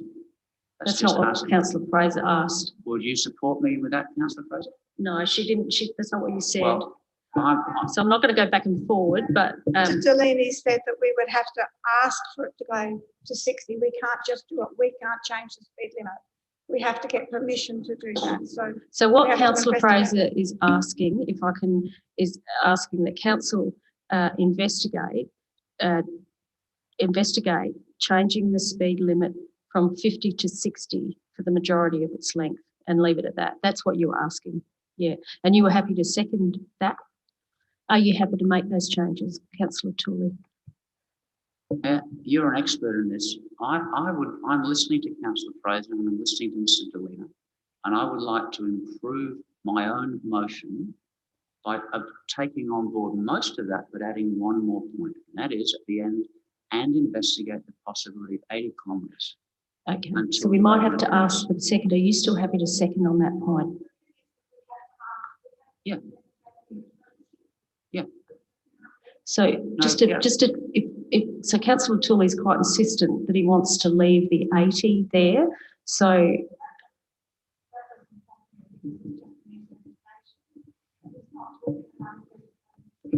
question, so if we can just look at the wording, so we've got it all clear in our heads, that council act to change the speed limit from 50 to 60 for the majority of its length, and investigate the possibility of 80 k's per hour. Investigate the possibility. No. I'm going to ask the seconder, because we need a seconder. Are you happy to second what's up on the board? I guess we're going to have to get permission to change it to 60 anyway. So That's right. Yes, okay. Okay, so you're happy to second? Do you wish to speak anymore? I'll open it up to the floor. Any other discussion? Councillor Samble. Thank you, Mayor Karen. As a lot of councillors here and that from time to time meet with residents in the area, well, this dip tie business, or now they've dropped the P for some reason or other, and it's called DTI, have treated us like mushrooms. And I really mean that. You know, the local people haven't been told what's going on. Now, because of a couple of passionate residents in Melaleuca Drive, where I live too, as well, got together the Kenilworths and the Baileys and organised a meeting today and invited Mr. DeLima along to that meeting. Mr. DeLima took his time out to come and speak to a large group of ratepayers, and in what he did today is what makes me be proud to be a councillor explaining all of this very, very clearly, explaining that we don't have control over what speeds we can put on our road, like me wanting to put humps over by the elderly centres before they get bowled over on 14th Street and things. DIPTI tell us what we can do. Now, I'm totally objective to this. Tonight, a meeting was organised by DIPTI about a bridge going over King Street. You know, no consultation. We're not mushrooms. Or if we are, we're bloody live ones, and we need to be kept like that. And when it comes to this, you know, I took a wife's car the other day and I didn't have my foot on the brake. I had to pull the handbrake on. I was doing 80, just running down the hill. 50 is ridiculous. But today, Mr. De Lima, when he spoke to the residents of Coastal Estate there, mentioned about the fact that the road was actually designed for a speed of up to 70 kilometres an hour. But he felt that, you know, maybe 65 or whatever it may be. 60. Now, I think it was 60. He's just said it wasn't 70, well, 60. Yeah, but it was better to ask for 65 than 70 because they've got bureaucrats. 60. That, okay, keep going, Brian. Anyway, but what I'm saying is that we as elected member, as Councillor Tooley said, we try, he's been very helpful and involved with this thing as well because we've been voted in by the people. We've got to listen to what the ratepayers are saying and we've got to work with the staff that we employ through you as our leader. And I think, you know, today I just went home. I took my wife out to dinner because I was in the doghouse. But basically, it was such a proud day that I felt that we really did do something and it was explained clearly because we have not had it explained clearly by this Springwood development. You know, when you start to hear about another 1,000 homes on the other side of the road, about roundabouts that have to be put in, I don't think any of us understand how quick this town is growing and the traffic flow. Try and walk across Murray Street now. You know, like it is just amazing. I would love to see the latest update of traffic flows around this town. I've asked a couple of times. I've not had any report on it, but I reckon we're looking at over 100,000 cars a day that travel around Gawler. You know, we're looking at 80 to 90,000 through Louise and the Business Development Board have indicated that shop in this town because it's such a fantastic town. So, you know, we've got to accept that things are going to change, but just don't go out willy-nilly. Come to us as councillors. You elected us to get involved, and then we, with the help of Councillor Fraser, got onto Sam today. And I tell you, I was very proud of him taking time out to come, explain it all to you. But this link road, this and all that, I mean, I call it Artichoke Alley. It's the worst lot of weeds I've ever seen in my life when we went down on the bus. I don't know who's going to clean them up. There's a lot of work to be done, but we need to be kept in the loop. And I don't believe we have been kept in the loop. So I support this motion. 60 certainly is, I won't have to pull the handbrake on. So, and neither will the police get all their revenue raised. So hopefully we can support this motion. Thank you. Okay, Councillor Shanks and then Councillor Little, Councillor Vallelonga after that, and Councillor Koch. Yeah, I'm happy to support this. You know, we're elected members, and I'm sure we've all had the phone calls. We've all seen the comments. We have our community actually calling out for something that, yeah, they want us to look into. I won't drop in the fact that it's more than 0.5%. I'll leave that one aside for a second and just point out that if we don't listen to this voice and we don't do our due diligence and actually start looking at investigating this, I think the message is not going to be clear out there. The message is already a little bit shady around the fact that we are taking ownership of this road. It wasn't up to us to settle these limits. And I think by us showing that we're listening and going back and saying, look, our ratepayers aren't happy with this. We need to change this. And this is a speed limit that you guys set. I think the fact that we're getting watched in this space is a perfect platform to be able to turn around and show that we are listening. So I'm happy to support this. And the second point around 80 kilometres an hour, look, it might not be a possibility, but if there is a slim chance, well, then it's worth investigating. If there is no chance, then it will be a quick investigation, won't it? So I don't think there's any loss in putting that second point in, and I think it still has the same merit as what it had before.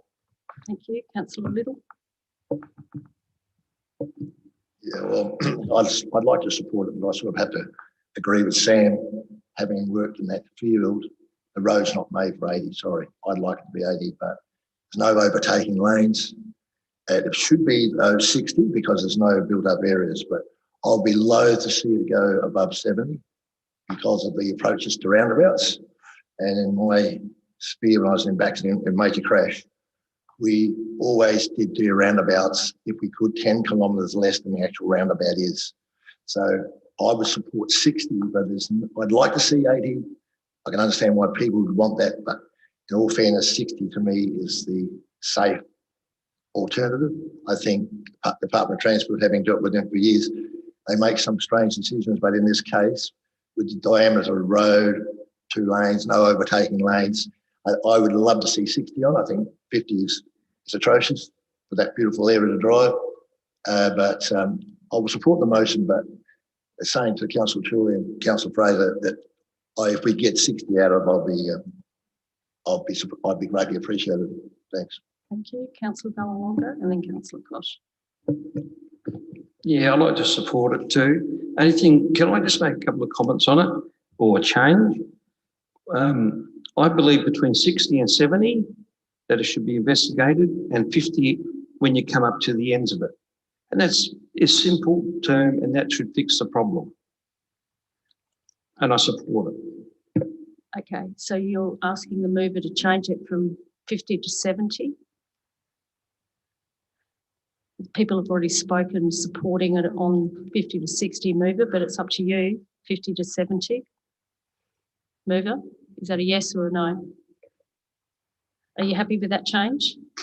Yeah, I totally respect Councillor Ballawonga's point, but I think it will be covered because in investigating to 80, we might get 70. They may come back and say, no, look, because we're saying we at least want 60. So that's a no? But we're going to try for 80.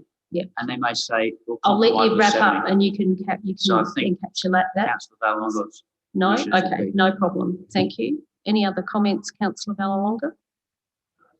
I'll go to Councillor Kosh. Then I saw Councillor Goldstone and Councillor Davies' hand up. Look, I can't support this. I went on the bus tour and we actually asked the, pardon? Keep going, Councillor. Oh, sorry, I thought there was somebody murmuring. We actually asked the Andrew Nichols, I think who was the Nicholson. Nicholson, yep. Why it was at 50, and he said because it's designed for 50. The curve, the camber, everything else is designed for 50. That's the safe design that's built into it. It's not 80, it's not 70, it's probably not even 60. I would imagine 50 with people creeping up to 60 because that's what they do. They sort of have it lower and they assume that you're going to go a bit faster. Because if not, people are going, you're actually putting people's safety at risk because the road isn't designed because as I said, Andrew actually said there's not the run-ups and the camber and the angle of the curves. It's just designed that way. You can't do anything else. I mean, I get concerned when people get caught up with Facebook posts and everything else and get caught up in the hoopla and potentially just providing false hope to people and not giving them informed advice. It's very easy to agree to somebody. And I found that I've been a councillor for 10 years, and the last thing you really want to do is just continually agree to populist ideas without going through and doing your research and thinking it through. Now, a lot of people have asked me about why it's only 50, and I've given them, I reckon, some informed advice about why it's 50. And I say, because it's to keep you safe. So, it might be a couple of seconds quicker, but it's designed to keep you safe. And they go, okay, that's fine, thank you, that's all I need to know. That's the way it is. And I also say that it's designed to have driveways, on there. And at the moment, it looks like a big open vista where you can zoom through and whatever, but it was never designed for that. It was designed for an uplift in that area where people will be building houses, et cetera. That's what it's designed for. So people need to be very careful not to be giving people false hope and running around and saying you're going to do this, that, and the other, and then you won't deliver. I doubt it will deliver, especially not 80.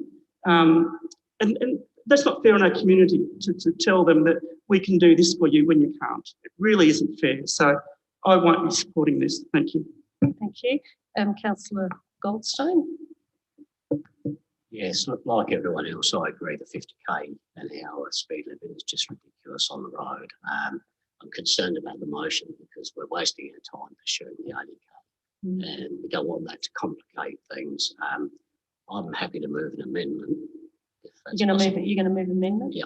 Okay. That may get over this issue of 50, 60, 70.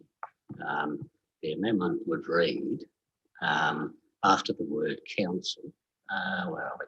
Council Act, where second line with the word council.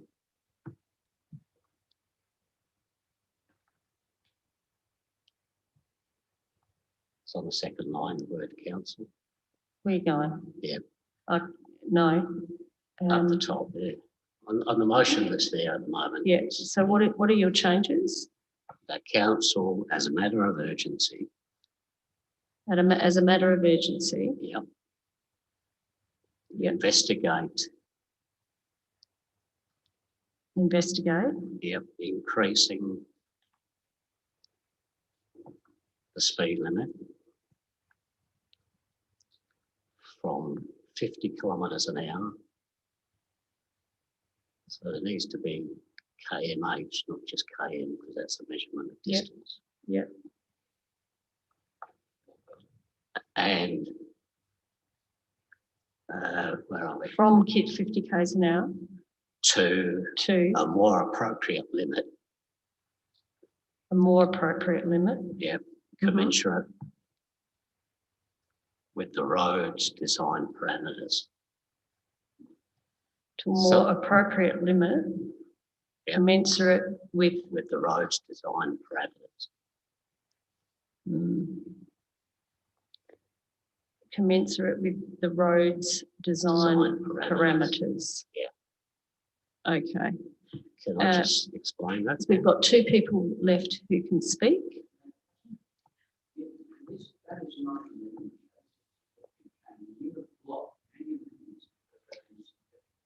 So I haven't ruled on it yet, Councillor Tooley. Can I just explain that?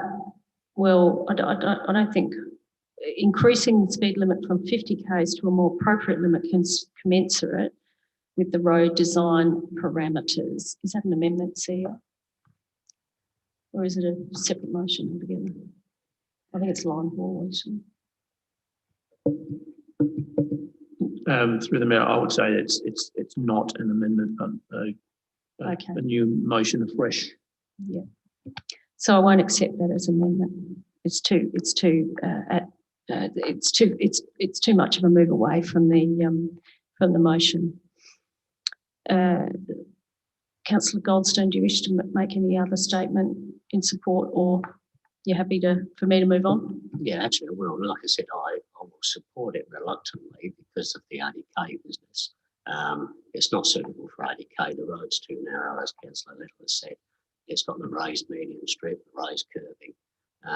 So I think 60k is the best we're going to get. And I just think it's pointless pursuing 80k's when Sam has told us that it's not designed for that.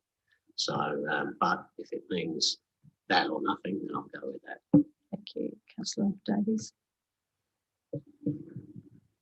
I am happy to support the motion. I think the likely outcome of investigating the possibility of 80 kilometres is that DIP will come back and say you can't. So, but it could be that maybe they'll say, oh, actually 65 is our limit or something. I don't know. So might as well stick it in there.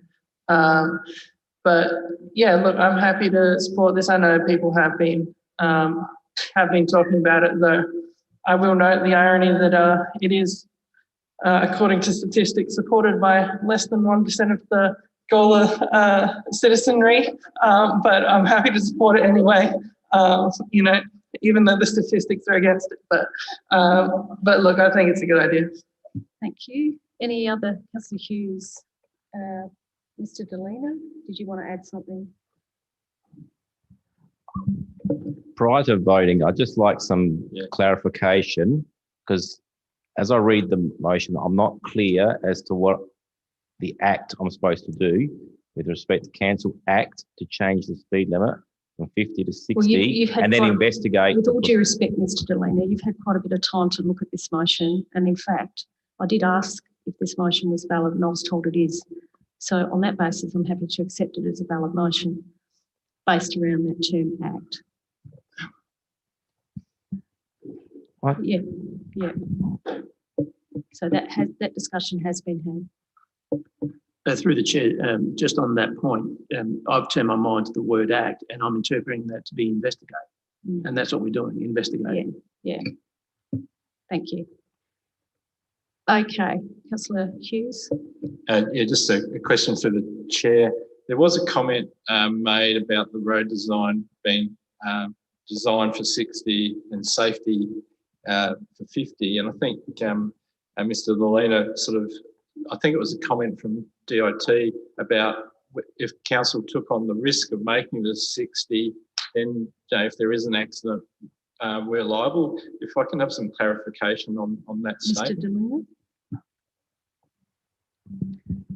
Through you, Mayor, there would be an investigation undertaken, which would be part of a road safety audit, similar to road safety audit, and that results will be brought back to the council for decision.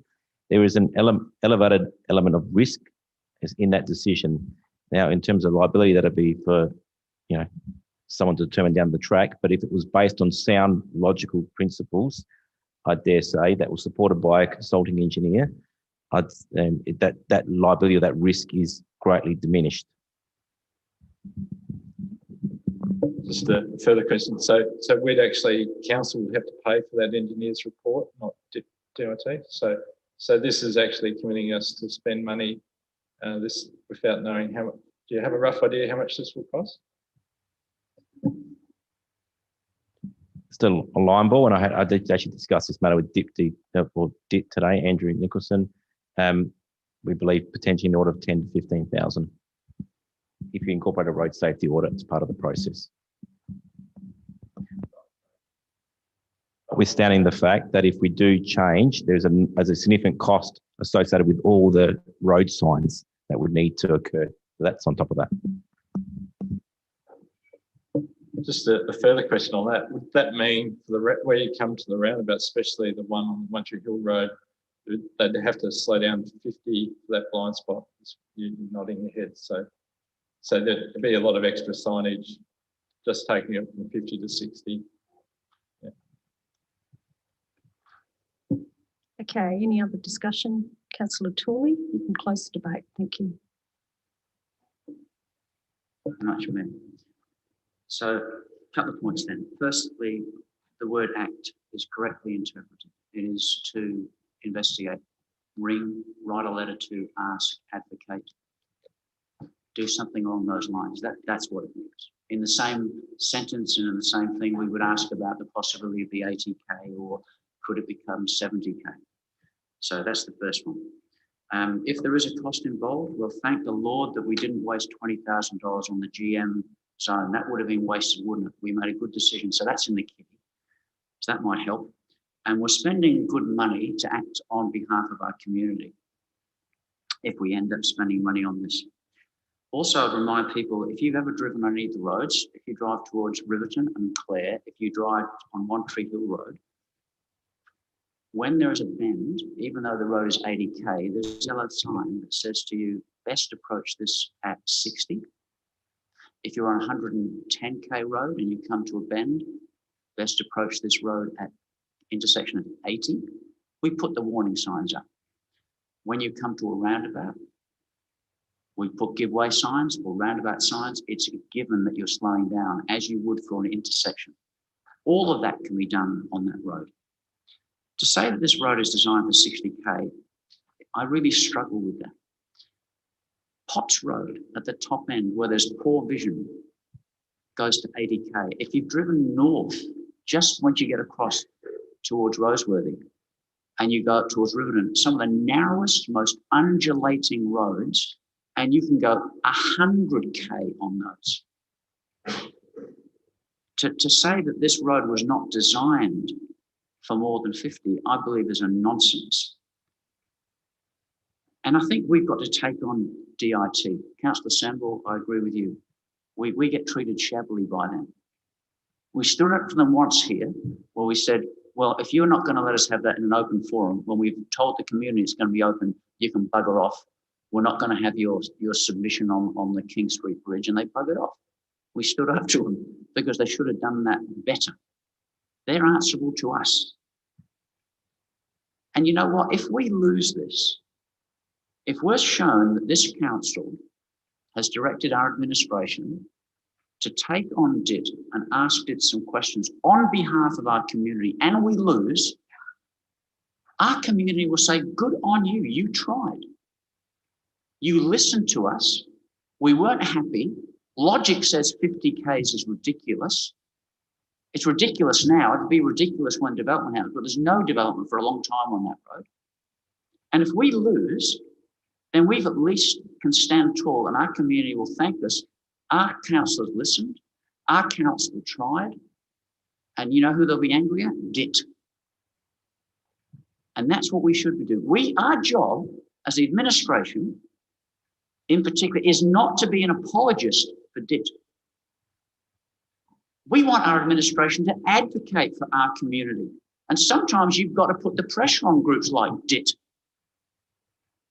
We did that. Do you remember the amount of money we spent to try to get a better route for the Gawler Link Road? We did not fall over. We fought for our community. We listened to our community.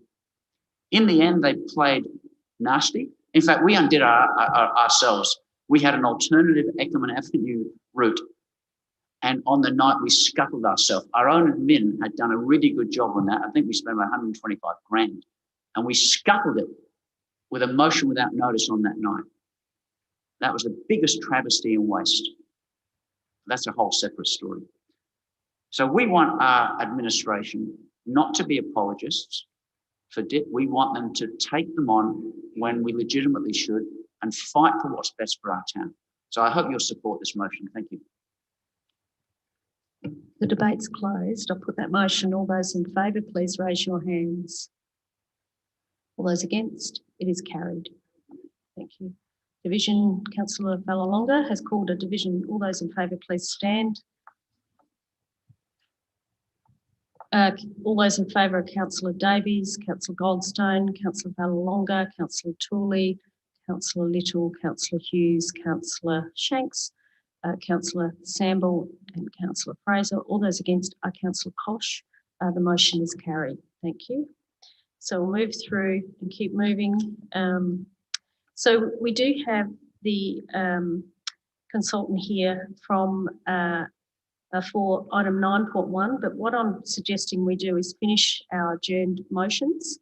Then I would ask that we move the adjourned confidential item to 9, complete the two officers' reports, and then deal with 9.1 first, and then the adjourned items, confidential items after that. It's a bit complex, but it allows the consultant, and it shouldn't take us too long to work through these items. So I'm suggesting we continue with 5, 3, 4 and 5. Then I'll ask for a motion to move adjourned confidential items to 9.2. We finish 6.3 and 6.4, get them out of the way, and then we can deal with all our confidential items together. Hopefully people are agreeing with that. I think that makes a bit more sense, and kicking people out and in as well. So that's my thinking around that. So Councillor Shanks, you're next, if you'd like to present your motion, please. Yeah, at first I was a little bit worried when we went to boundary reform and then Councillor Tooley with 2 motions before mine. I'm thinking, oh gosh, I'm gonna run out of time again. But look, we got here. This is a pretty simple one. This is about educating ourselves as elected members. I see some animosity sometimes around questions that have been taken on notice. I see a little bit of back and forth around when answers might be coming and everything like that. So what point one is actually seeking to do is simplify it for us all, that we can make a central point where we can all just go and figure out where all these things are at. A register for questions taken on notice and dates that we provided back will really just identify when all those things can be inspected, and it may just provide a little bit of clarity to us all as elected members. The outstanding actions list from council and committee meetings, it's pretty much in the same vein. It's around figuring out when our motions on notice or officers' recommendations we've endorsed and the like are actually going to be actioned. We have a very professional administration that I know would have quality systems in place and that these registers would already exist. It's just a matter of really giving us access to these registers and allowing us just to have a little bit of foresight in what may or may not be coming up. And point 3 is just around an indicative report for a list for upcoming council and committee meetings. Now, this again is around just maybe getting in front of some of the items that may be coming up, maybe getting us ahead of some of the questions we may want to ask in regards to these items that may be coming up in the next 3 months. Who knows? Because I don't know about you guys, but we get our package on Thursday afternoon. I mean, I work all day, so I'm lucky to open it at 7 o'clock at night. And with a young family, it's hard to digest the 1,200 pages by the time we get to the Tuesday. So, yeah, just trying to get in front of this is what this motion is trying to endorse. And all it's doing is bringing to the forefront what the administration are already doing. It's merely just bringing us along for the ride. So I hope to get full support on this one because it's not allocating any funds. It's a really, really basic one. So I'll leave it at that and listen to the debate. Thank you. Do I have a second? Councillor Ballalonga, are you happy to second? No, you're happy to second. Do you wish to speak? Thank you. Any discussion? Councillor Tooley. Yeah, I support this. I'm one of the people I think Councillor Shanks may be referring to, and I really have a problem that many of my questions are not even getting to the public. I ask them in the public interest, and many of them are not even listed. And not only are they told that they're not going to be answered, they're not even listed. The public don't even know that I'm trying to ask them on their behalf. I believe that too often questions are subjectively declared as being inappropriate. My view is that I do ask because I can't get answers any other ways. I've chosen to use questions on notice as a means to get answers to questions in the public interest. Things that I'm asking, things that the community are asking. And they are often, because they've come to that point because I'm not getting answers any other way, I'm getting fobbed off. They are arbitrarily and subjectively called inappropriate. And it's because, in my view, they're challenging, they're uncomfortable, they're difficult questions, and I think it's just too easy. I think it's wrong and it's contrary to the regulations to simply say, because they're uncomfortable, because they're unpleasant, I will deem them as inappropriate and they will be struck off the register and the community won't know. And then, as you know, when I push and challenge it, the administration spends thousands of dollars on people like Kelledy Jones, who then give their opinion, an opinion that could be challenged, that another lawyer would take a different view on, but because they've made one judgment that I think that question could be inappropriate, then that's used as a weapon to whack me. And so the public don't get to know what questions I ask on their behalf. I think that's outrageous. I think this administration, I like the wording that Councillor Shanks often used, they should be able to shut me down, or they should be able to shut the argument down with good answers to questions. Not say the question can't be put. That is counter to democracy, fairness, open and transparency. It's actually against our headline motherhood statements that says that we are here to be open and transparent and to do things in the public interest. If I ask an unpleasant question, then let it be asked, give it the answer, and in your answer, shame me with your answer and prove me wrong. Don't just silence me, because that is outrageous and it's against the Act and against the regulations. With a point of order, Councillor Fraser, can you turn your mic on, please? Matter is not about Councillor Tully, and therefore the subject matter is not relevant to the debate. If you can just name that regulation that you've just read out. Meeting. Interruptions of meetings by members. The regulation, is that named in there? The regulation, the section of the regulation.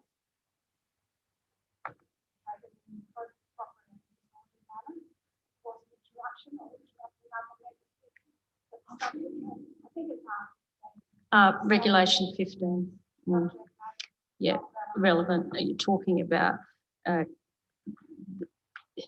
won't uphold that point of order because Councillor Tully is talking about questions on notice. He's making derogatory statements, but it is relevant to the debate. So I will not uphold that point of order. Councillor Tully, you can continue. However, if you do make derogatory, I will pull you up and stop you. Mayor, you do that all the time, and I'm not making anything derogatory. Again, I'm making commentary relevant to this, which some people don't like. And for Councillor Fraser to say that I'm interrupting myself when I'm speaking, how can that possibly be? So again, Item 15 gives me the right to speak uninterrupted. She interrupted me. If you could talk to the motion, please. Talk to the motion. If you're finished, I'll move on and ask somebody else to speak. No, I think I've got 3 minutes left. How much? You've got 2 minutes.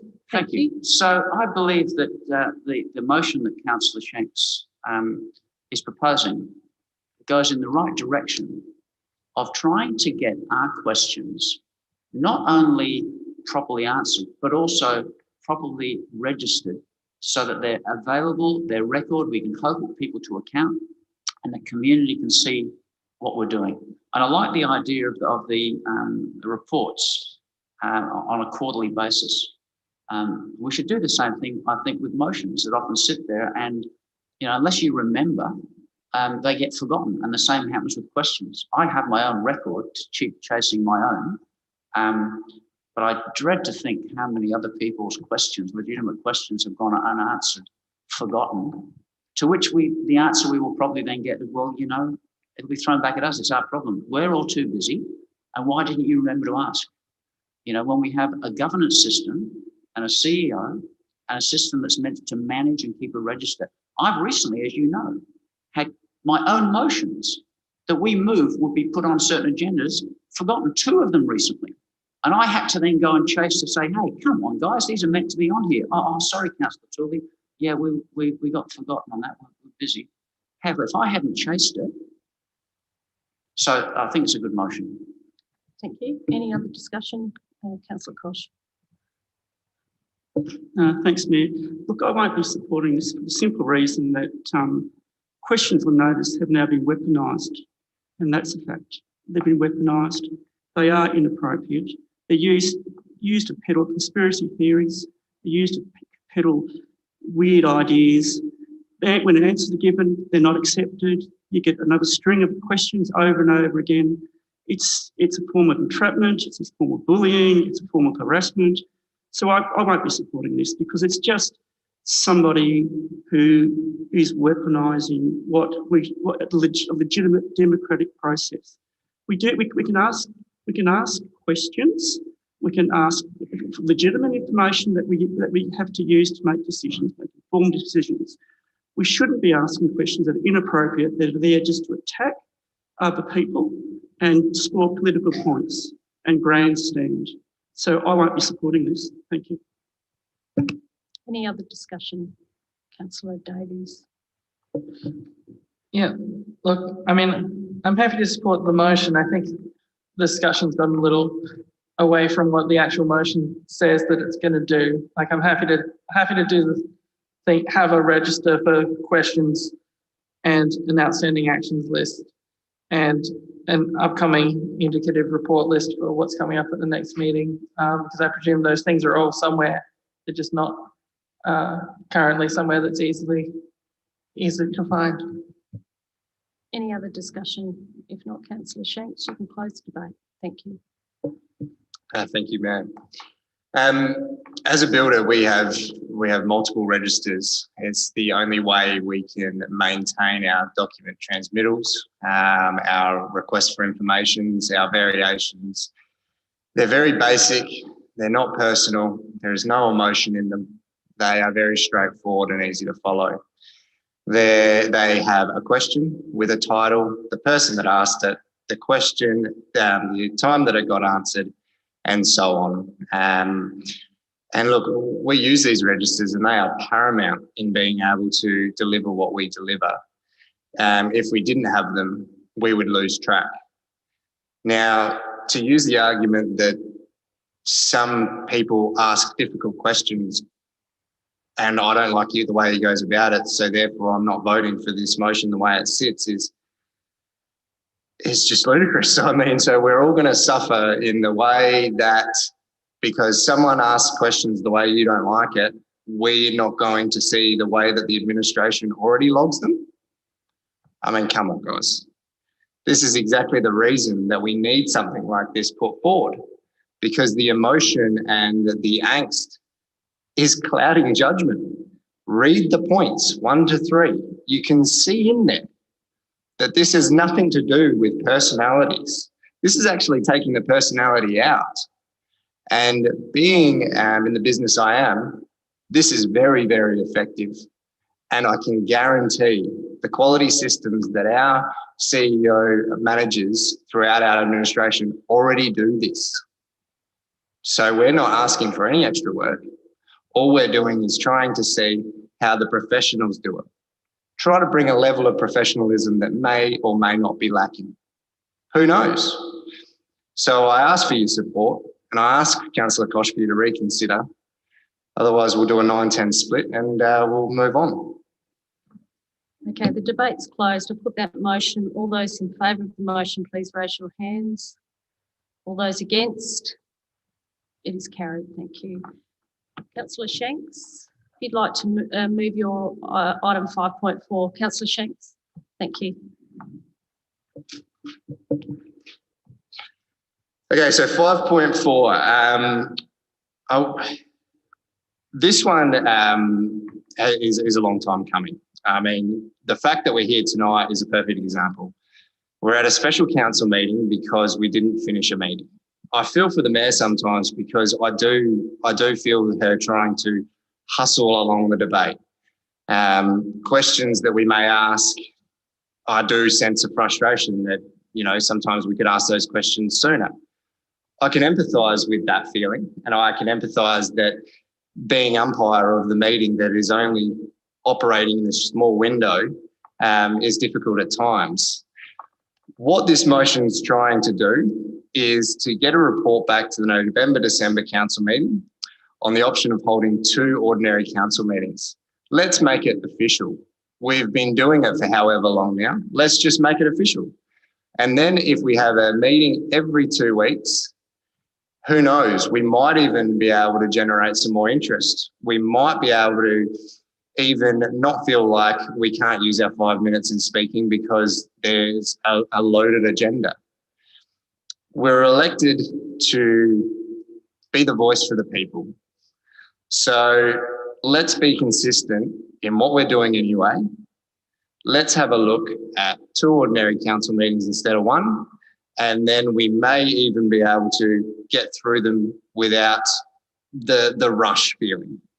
So I hope for your support on this. And again, we're making what we're doing already official. Do I have a seconder? Councillor Samble, do you wish to speak? Any other discussion? Councillor Fraser. The date, the weeks, the second week of the month is usually an IES or a CCS. So therefore that doesn't fit. It would have to be the first Tuesday of the month, as this is, for it to work. Any other comments for or against Councillor Goldstone and Councillor Davies? Yeah, look, I think very few, if any, councils would regularly have 2 meetings a month. I know the 12 councils I worked for, none of them had two scheduled meetings a month, in addition to the committee meetings and so forth. I think the focus should be on streamlining the existing meetings, which often get bogged down in members asking questions that should have been directed to staff before the council meeting and through unnecessary commentary on every item. So unless there's a slight change to that motion to include reviewing methods of streamlining the meetings, I'm afraid I'll vote against it. Thank you. Mover and seconder, are you happy to include those words, opportunities for streamlining meetings? Is that a yes? You're playing into my example here, Mayor. Look, I'm happy to investigate a streamline option. There's never anything wrong with investigation, if that's what's. So you're happy to accept that wording from Councillor Goldstone? Can we get it up on the screen there? So. Is there another point? So if I can just have a look. So Councillor Goldstone, what was your wording?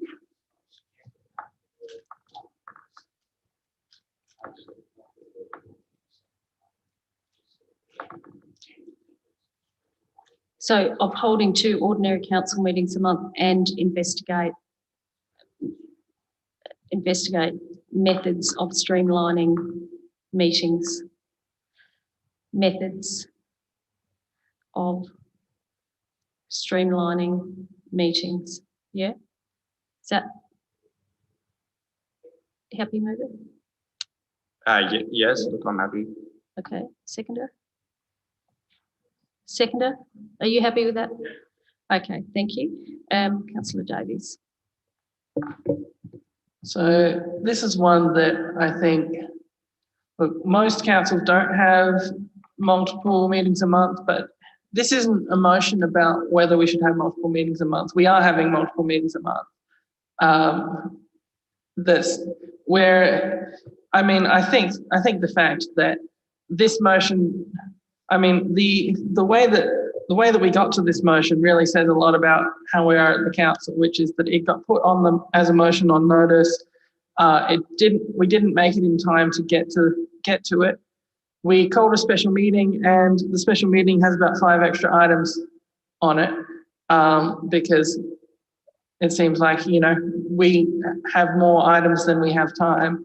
So I think it's just a fact that we do have, you know, we are averaging like 7 or 8 hours for, you know, for our meetings basically over the course of multiple meetings. I think to some extent we can streamline it. I think I wouldn't want to see us just, you know, not responding or answering questions and things. I think that would be, you know, not particularly helpful. I think a lot of the time when questions are being asked, it's being asked for a point, whether the point is being made for the purpose of, you know, reiterating a point to the media or to the community gallery or to the other elected members.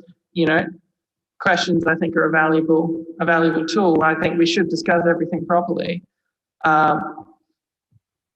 But yeah, look, I'm happy to investigate it and see if maybe that's a easier method. And we can, if it turns out we're having short meetings at some point, we can say, oh, we've got to move back to one meeting. But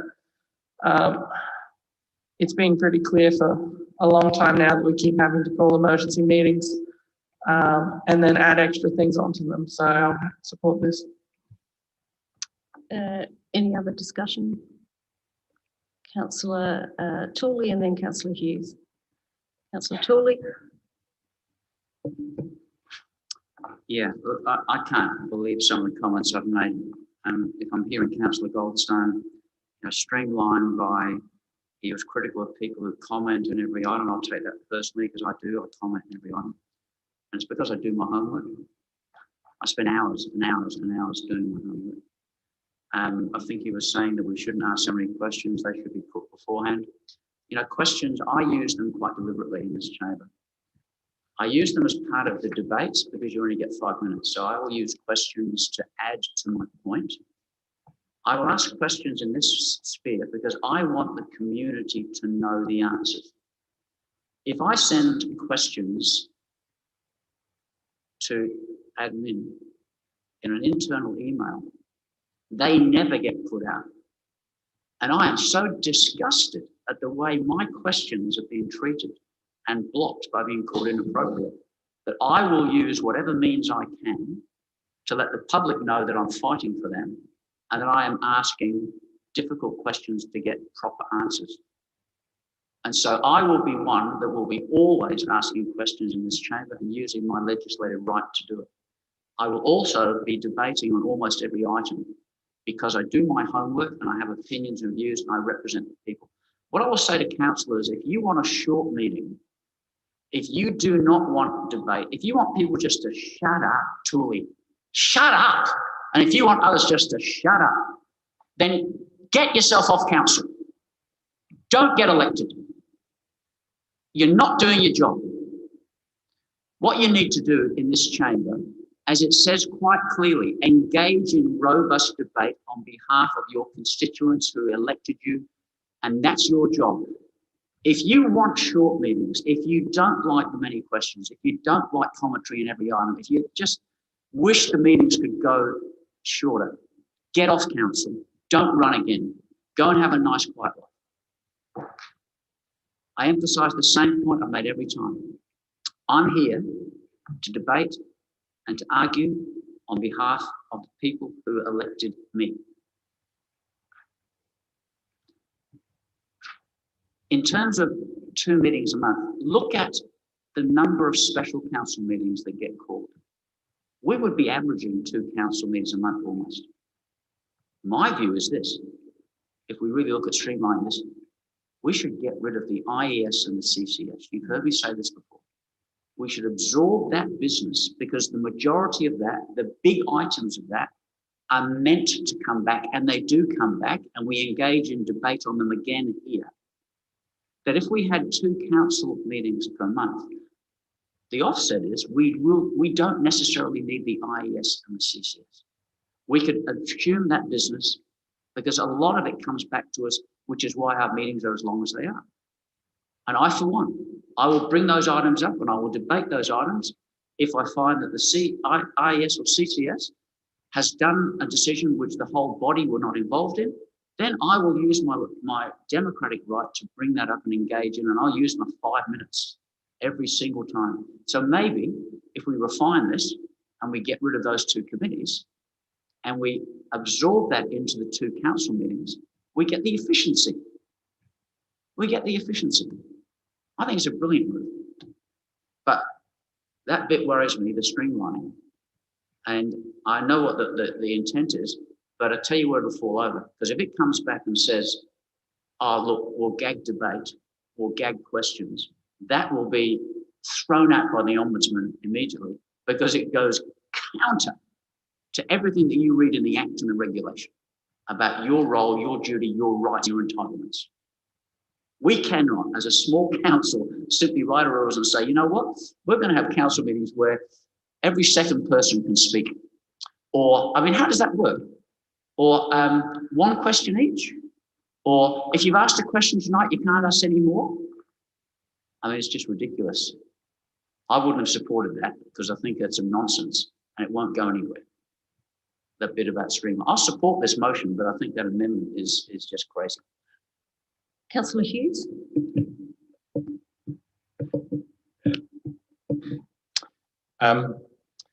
Yeah, I actually think this investigation and report will probably be a waste of time because it's probably not going to achieve anything at all. We have actually been operating okay as is. I think calling special meetings when we need them at a ad hoc basis has worked. If all 10 of us speak on an item for 5 minutes, that's 50 minutes. And sometimes all 10 of us speak on an item, but some of us might only speak for 30 seconds or a minute or two. But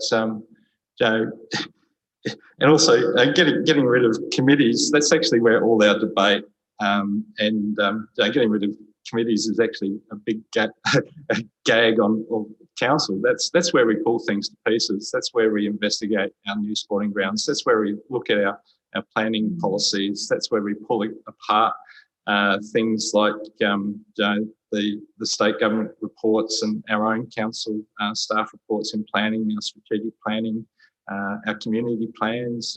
We keep things on track through our committees, and we have debated things quite heavily in committees that then come to council. Sometimes those things are debated at length again, but that may well be that they need to be. So if you get rid of committees, you're actually taking a level of meetings away. I think it's actually the exception, not the rule, that we have 2 council meetings every month. It's only when we've got things like budgets and we've had COVID and other issues that meant we've had other meetings. It's not common practice for us always to go over with our 1 monthly meeting. I think we do well to go through the amount of business we do go through. So yeah, I'll be voting against this because I don't think it's the report's going to come back and say anything different than what we're doing already. Yeah, I'd be really worried if we get rid of committees because that's actually where we get our community coming along and actually telling us things in detail. We work closely with consultants and community members, heads of sporting groups. Our last community meeting, we had a lot of our sporting groups, the presidents actually all there, which was fantastic. And that's separate to the formal council process. It is a bit more informal and does allow for a lot more to and fro than the pressures of a normal council meeting. So yeah, I just find that pretty difficult to understand. We are, as councillors, supposed to be working as a team together to get the best results, and that teamwork with the staff is very important. It's not one councillor against the rest of us. It's all of us working together to get the best for our community, and that's what we were elected for. Yeah, it's very important that we work with the administration, and I think the 1 council meeting a month with special council meetings when required works, and I think it'd be a waste of a report. Thanks. Any other discussion, Councillor Koch? Yeah, thanks, Mayor. I'll be voting against this. I think it is a shame, absolute shame on our council when one councillor says that they're going to basically deliberately draw everything out. That's the problem. That's why we have all these meetings. There's a Shakespeare term says, and that's okay. It's people have their right, but Regulation 15 of the Act, it actually says 15.4. The subject, it says 15.1.5, the contribution of a member must be relevant to the subject matter of the debate. I don't know how many times I've had to sit here at this council and listen to somebody drone on endlessly for their 5 minutes about the same subject over and over and over again, drawing it out, and then all of a sudden we have another meeting because we don't get through anything because somebody's... Councillor Tooley, you called a point of order. What is your point of order? So what is your point of order? If you could tell me what it is, please. Clearly speaking again, he's not even speaking to the motion, he's attacking me. And unnecessarily, he does this all the time. He chooses. So what is the your point of order? opportunity. If you could just tell me what it is, please. He is being disrespectful to me. And it So says, which part of the regulations or act is that? yeah, it is. It says that an elected member must So- be respectful to other elected members So and is that- speak of them in a public forum in a respectful So way. He's which not part doing of the that. act? Can you just tell me which part of the act it is, please? I would have thought you'd known that. Well, it starts with the principles, Claire. Is that the code of conduct? This is. Okay. The code of conduct, I won't be ruling whether somebody's breached a code of conduct. That requires a specific investigation and a complaint. So I won't be upholding that point of order. Thank you. Then let me refer you to the regulations now, to the guiding principles. Here we are. The guiding principles. Procedures should be fair and contribute to open, transparent, informed decision making. He is not being fair. He's being Okay, derogatory towards me. Again, procedures. Councillor Kosh is actually making a speech. I'm in charge of procedures, and the procedures are fair. So I'm not upholding that that point of order.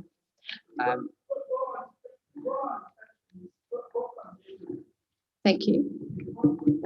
Actually, so the issue is, when you come to a meeting, you should be prepared and go debate and things, but don't deliberately decide that you're going to draw everything out. I mean, you don't deliberately do that to just disrupt the functioning of council, to draw it out. Then all of a sudden you have two meetings and all the cost involved in having two meetings, bringing people back in, etc., etc. So this is about streamlining. If we just stopped people from making irrelevant matters, the debate must be relevant to the matter to the debate, that would solve most of our problems, really. That's all it gets down to. So I won't be voting for this. Oh, now the other thing is, scrap the IES. We actually debated this at the start of this term, and you actually need the IES because it's such a strategic planning committee, and by the act you actually need that committee. That's why we kept it, and we had a big debate about it, and round, and then all of a sudden we found out we had to have it, and that person had egg on their face. So it's just, and it's come back again. It's just a waste of time, absolute waste of time. And also, if you have two meetings, you don't have enough time between one meeting and the next meeting for the staff to actually do anything, to action anything, because all of a sudden they're writing the agendas for the next meeting, and then the next. So you actually get nothing done, and it costs you more money. That's the problem. I think what we're doing now is fine. If people just stuck to the point and didn't carry on, that would probably solve it. And then we do have special meetings, and we have to have special meetings, and that's fine, and it works. So I won't be voting for this. Thank you. Thank you. Any other discussion, Councillor Fraser? I won't be voting for this because I don't actually think there's anything wrong with what we're doing now. When we need a second meeting, we call it. And yeah, unfortunately we do need to have the IES and the CCS. Well, we really couldn't fit much more into those meetings anyway. So no, and I just think the way it works now is fine. Thank you. Any other discussion? There being none, Councillor Shanks, you can close the debate. Thank you.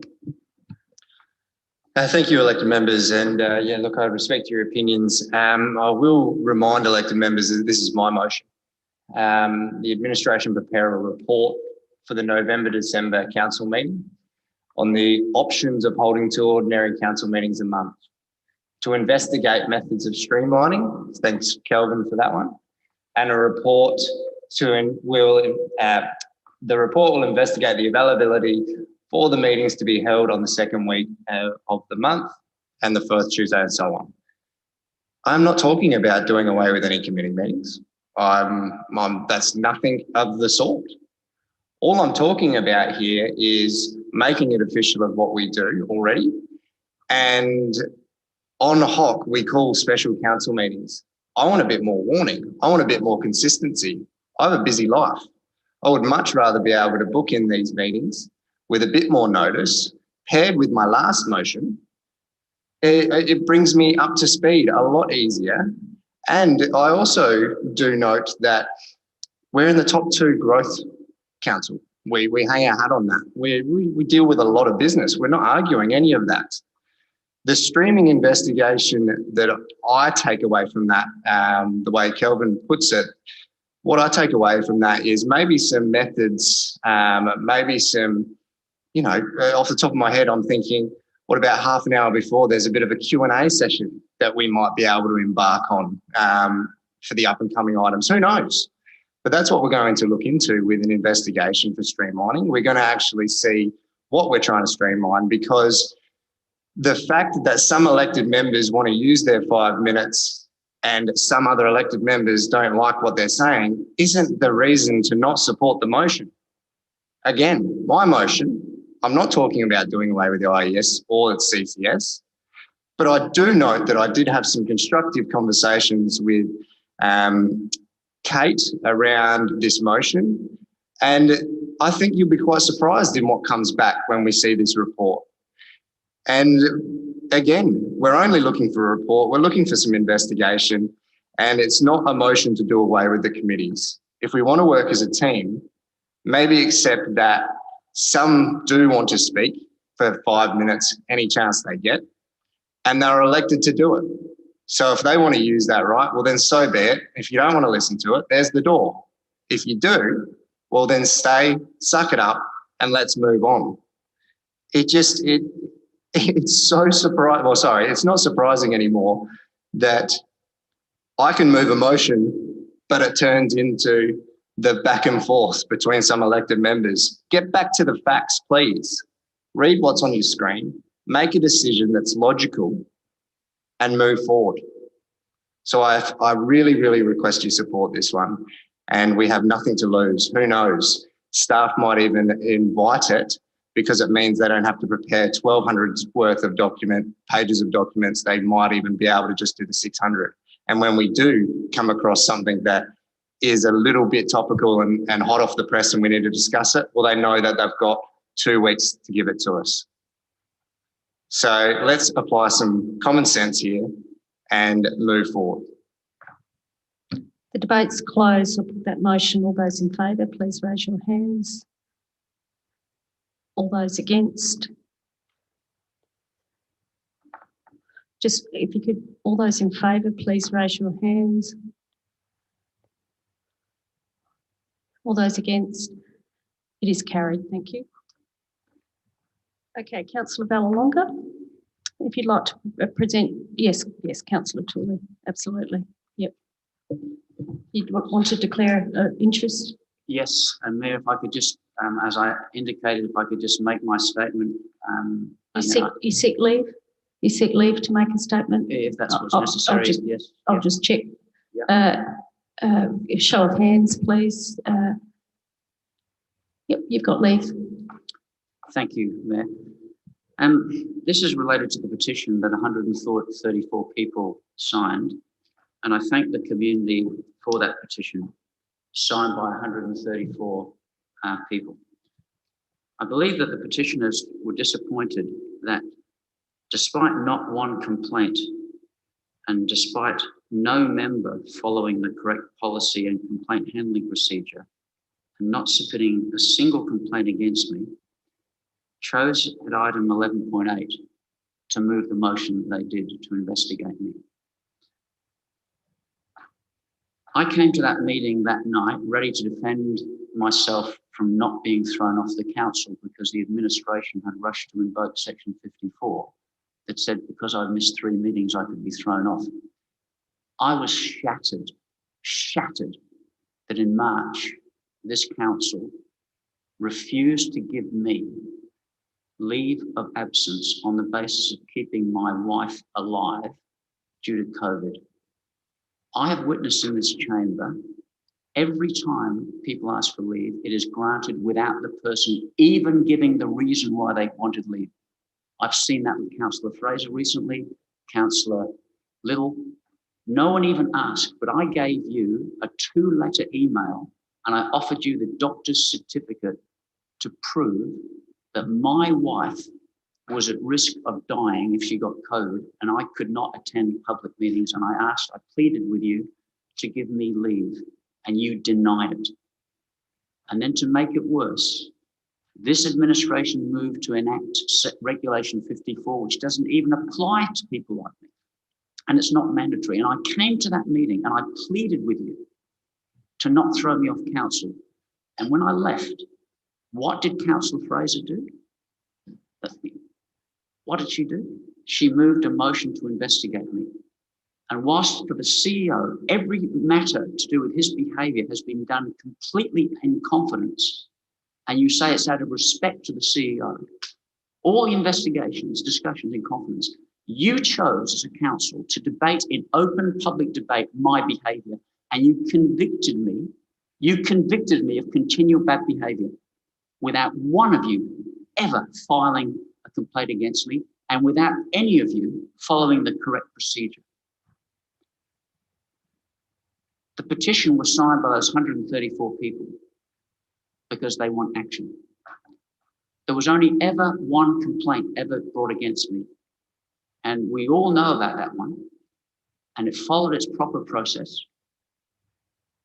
And I refused to apologise a second time for something in 2018.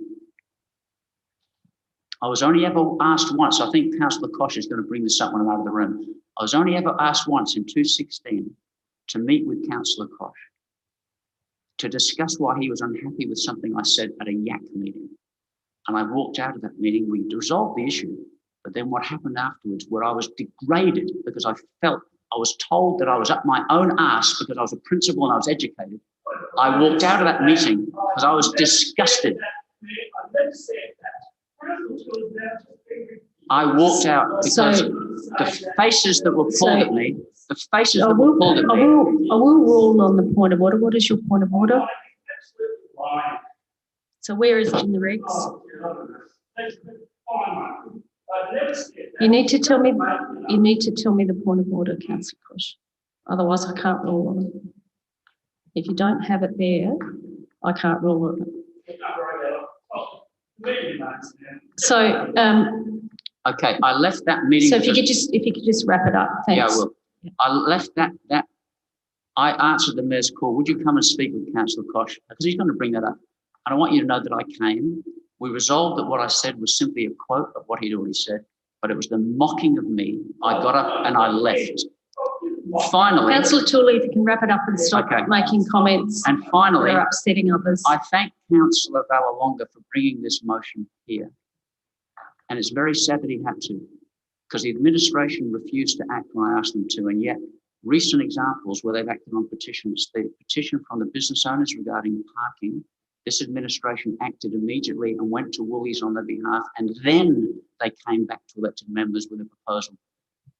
The owner of the food forest made a single petition of one person asking that the administration would act, and that brought on a report that came to us for GM zones.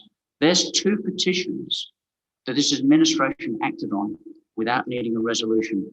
I was told that petition will sit there, those 134 people, that will sit there, and the administration has no obligation to do anything about it, even though those 134 people made a clear case that they wanted 30 seconds an action. And so I thank Councillor Vallelonga for bringing this forward tonight. So you're declaring an interest? I'm declaring an interest. I think you would call it a perceived, you would call it probably an actual.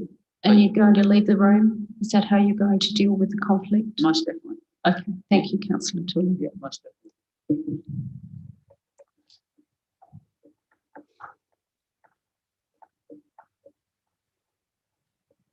Okay, Councillor Vallelonga, if you can present your motion, please.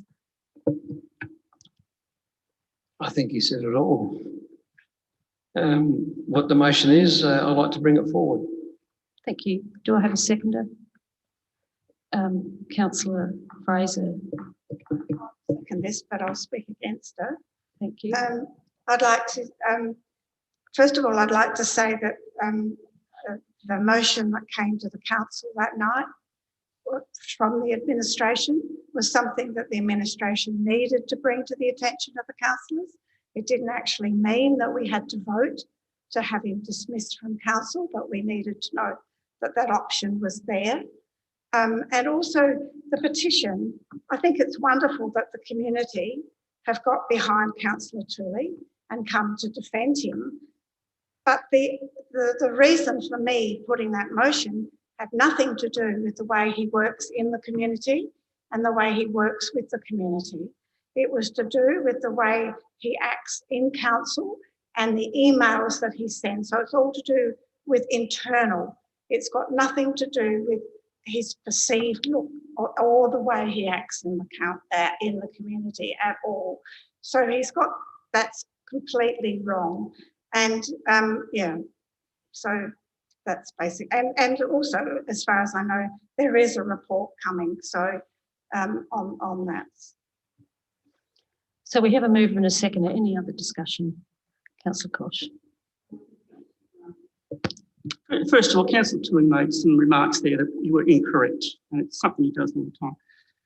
I did put a complaint in, and he breached the code of conduct at 6 breaches, and he refused to apologise.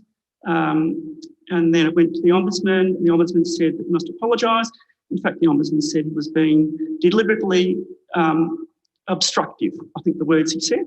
And he also said that Councillor Tooley was bringing council, local government, into disrepute by his actions. So it's to do with his actions. Now, I did a bit of a search through our emails, and I got together about 167 pages of emails from, let me think now, the 29th of May 2017 through to the 6th of May 2020, so 3 years. So I actually got 167 pages, and I reckon I've identified 119 incidences in his emails where he's breached the code of conduct. Now, so that's 119, and a lot of those, there are multiple breaches, not just one, there's multiple breaches. That's what it gets to. Now, if we were, on average, if you think you probably get through 2 of those breaches a year, because that's sort of what happens. I'll get to this. It would take 59 years. Councillor Koch, a code of conduct requires an investigation. Yeah.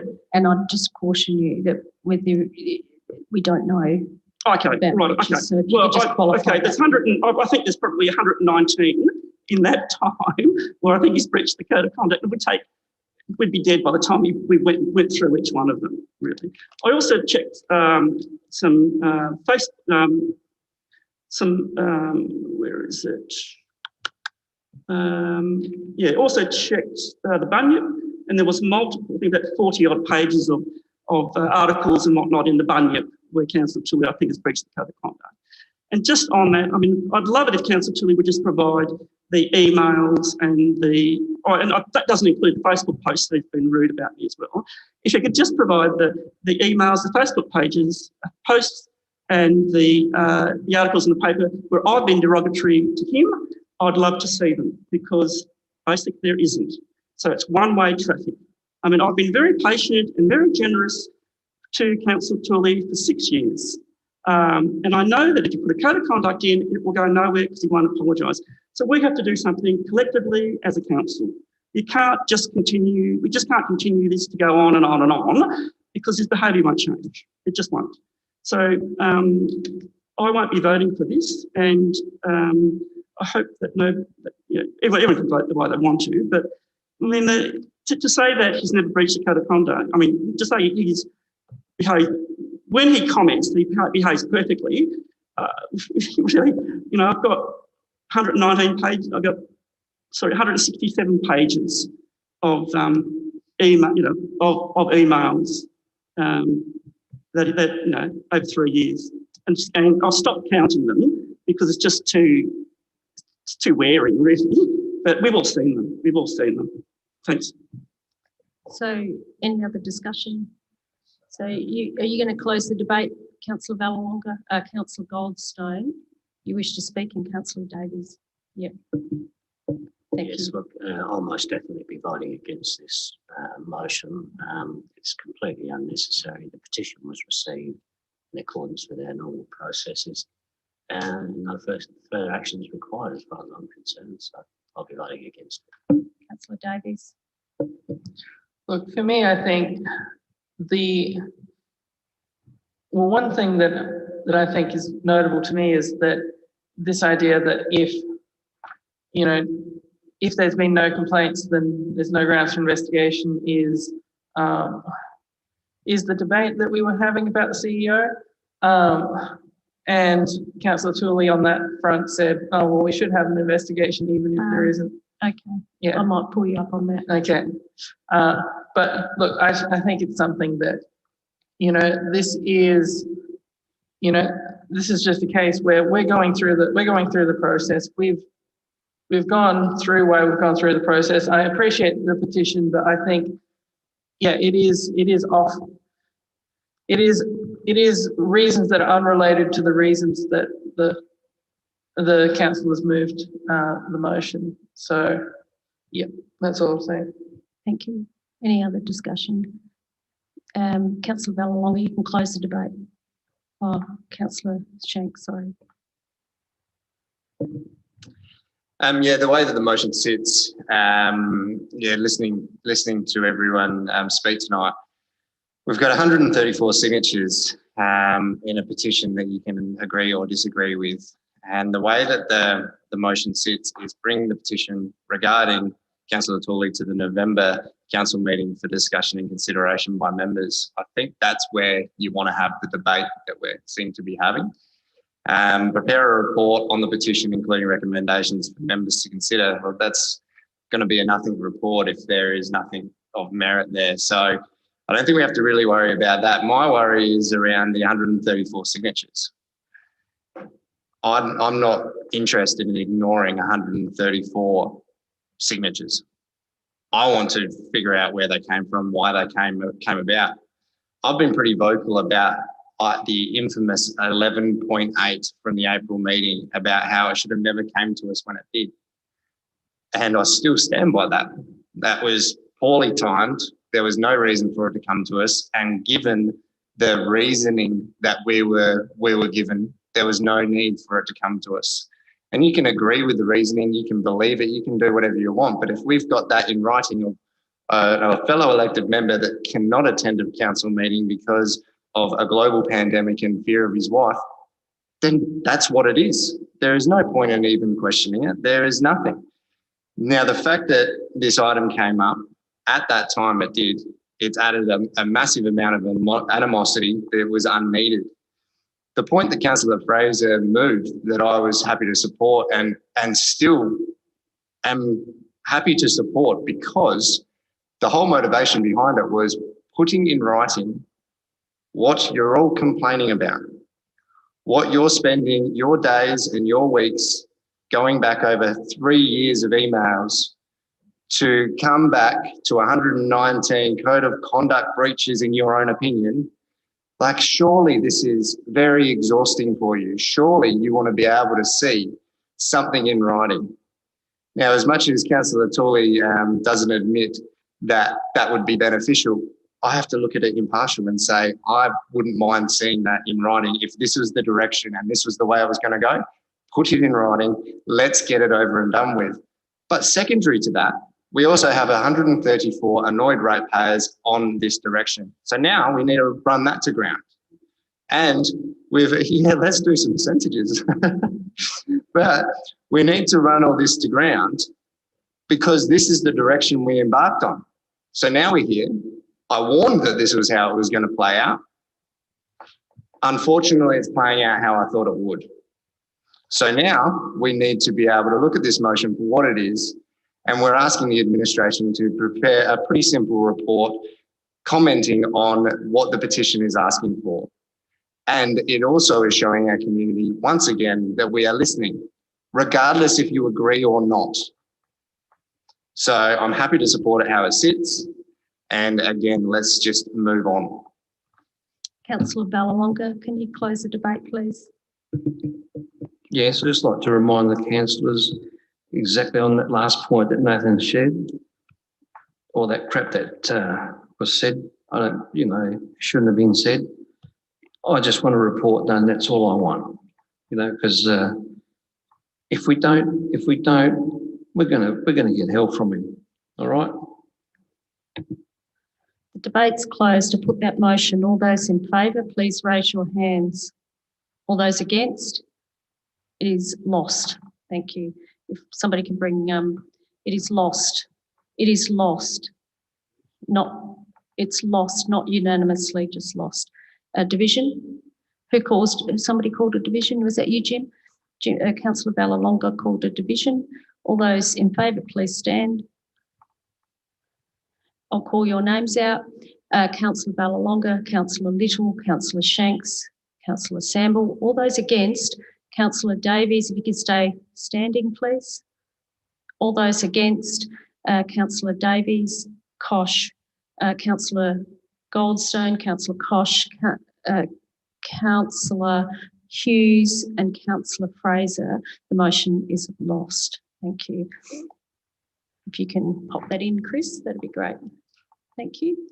So the motion is lost after the division.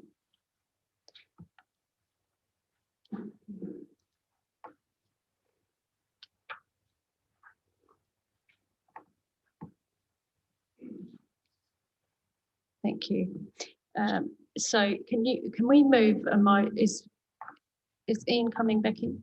Can we move a motion to, before we do that, if we can move a motion so we can deal, let me see what I said before. So if we move a motion to move the adjourned confidential items to 9.2, and that will enable us to deal with the rest of 9.2. And if we can move adjourned confidential items to 9.2, and then we can deal with the rest of the other items and then get to the confidential items hopefully sooner rather than later. Are you happy to move that way? 5.6, 5.7, move to 9.2. Happy to, if that's moved by Councillor Fraser, seconded by Councillor Little. So we're moving the two adjourned confidential items, and then we can finish 6.3 and 6.4, and then hopefully get to 9.1 before the end of the meeting.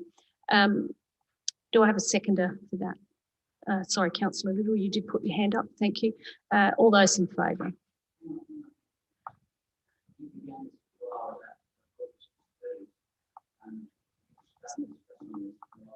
Yeah, so I've explained it before. The wording that's up there does not make sense, Mayor, as it is now. The adjourned motion items 5.6 and 5.7, something after 9.1. Move to 9.2. Move to after 9.1, which makes it 9.2. Okay. So I'm going to put that motion. I'm going to put that motion. I have a question. What's your question? Thank you, Mayor. Does that motion mean that we go directly to item 9.1 No. and then following that we go to item 5.6 and No. 5.7? No.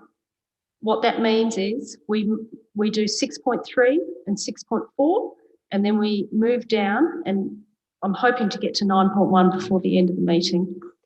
So that's what that means. So I'm going to put that motion. All those in favour of the motion, please raise your hands. All those against, it is carried. Thank you. So we will continue on and deal with the officer's report, which is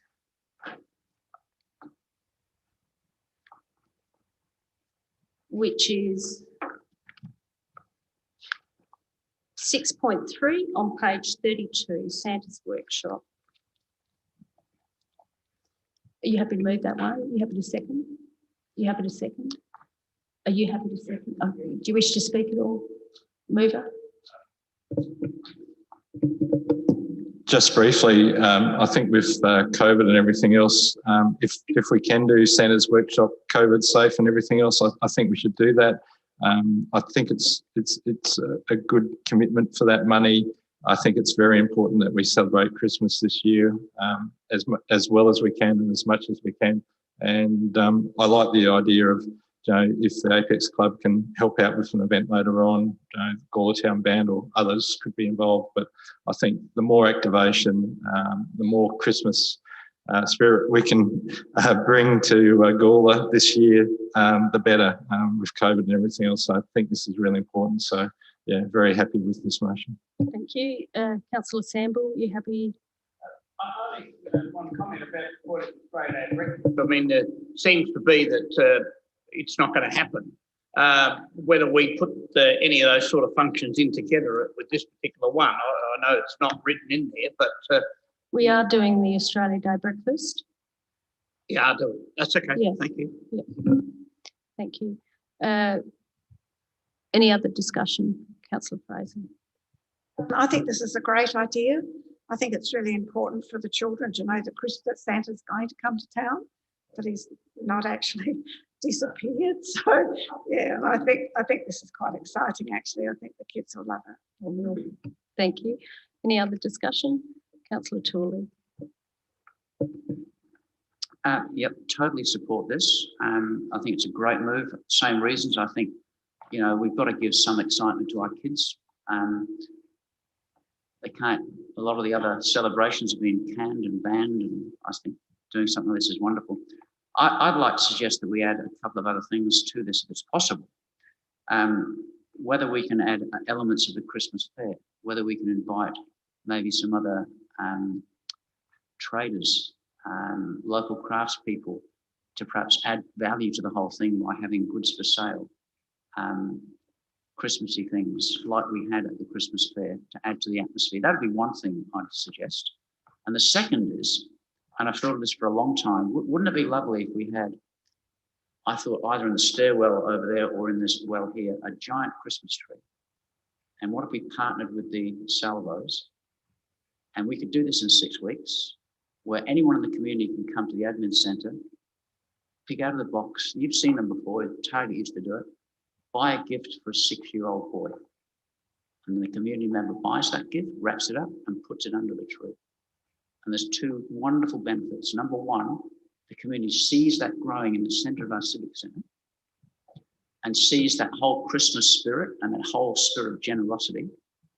And then can you imagine on Christmas Eve, the Salvos, maybe the mayor dressed in a Santa suit, maybe us as elected members going out with them with our roster that says, would you drop these gifts off to these needy families?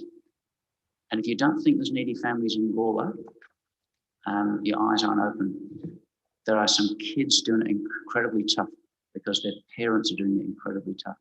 What a wonderful thing if that surprise on Christmas Eve or an extra gift.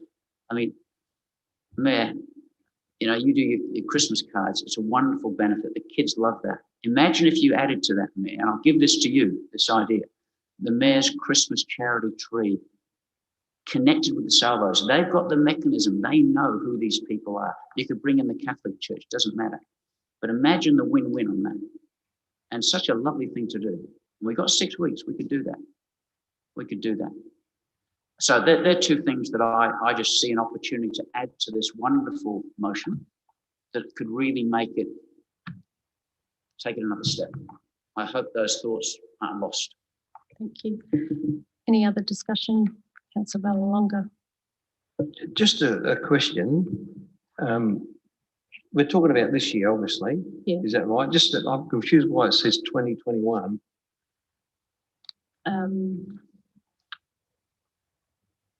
It's the adopted budget. So it's part of the supports the use of funds allocated within the budget, which is 2021, which is now. All right. And, so it's now. Yeah. And the other small question is, are we allowed to do it because of the COVID thing? It'll be within COVID rules. Yeah. Yeah. Mr. Barrett's nodding his head. Absolutely. Okay. Any other discussion? Councillor Hughes, you happy for me to put the motion? I'll put that motion. All those in favour of the motion, please raise your hands. Carried unanimously. Now, I'm happy to accept an extension of time, Councillor Samble. Yes, I'd like to move the extension of time to 11 o'clock. There are another 5 items, and the last item is a very important item, Thank you. Do I have a seconder? Thank you. Councillor Little. All those in favour? All those against? It is carried. Thank you. So we keep moving. Now, Councillor Shanks, as the chair of the IES or the acting chair, you happy to move that 6.4? We're on page 37. On page 37 of the agenda. Sorry, Nathan, you got the floor. Yeah, look, I'm happy to move this. It's been presented back to us tonight because it was it split the chamber exactly in half with no casting to go to the chair. We were a tied vote, and what I was listening to on the night was just around our disappointment in the way that DIT went around their opening of the Gawler Link Road. And I think we can't just leave it unsaid. I think there was some missed opportunities there, and obviously half the chamber on the night agreed. If we don't raise these things with DIT, then nothing ever changes. I think that there was opportunity that was completely missed, and it actually offended a lot of the elected members in the way they went about it.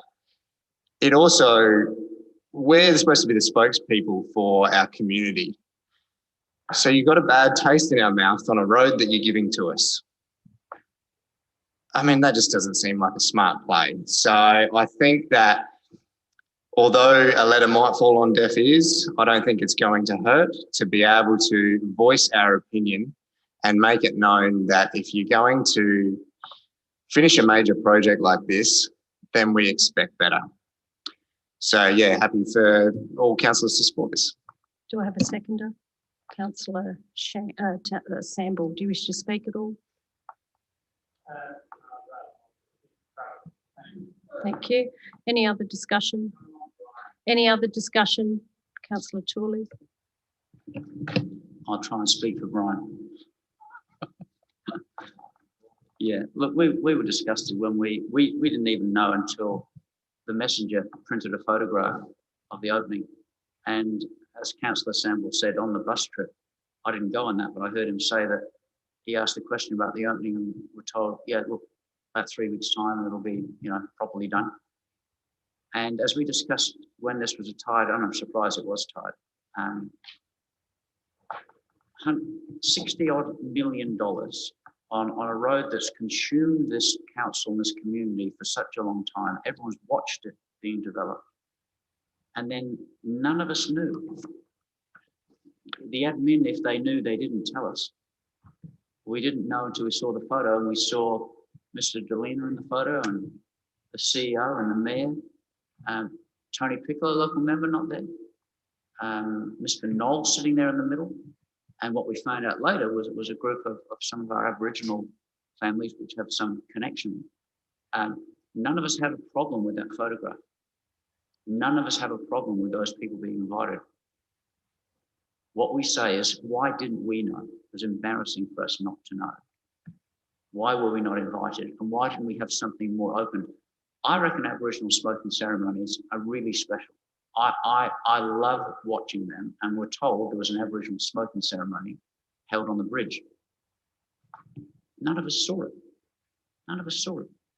And I think it's an offence to us. It's an offence to our local member, Tony Piccolo. He's been involved in this. He's our local member. He represents us. He's our local member, and he wasn't even invited.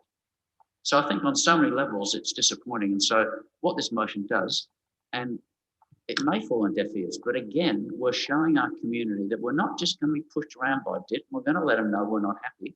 Bunyip may even pick up on that. And we might get a few points that we tried and we stuck up for our local community. So support the motion, please. Thank you. Any other discussion? Councillor Kosh. Thank you, Mayor.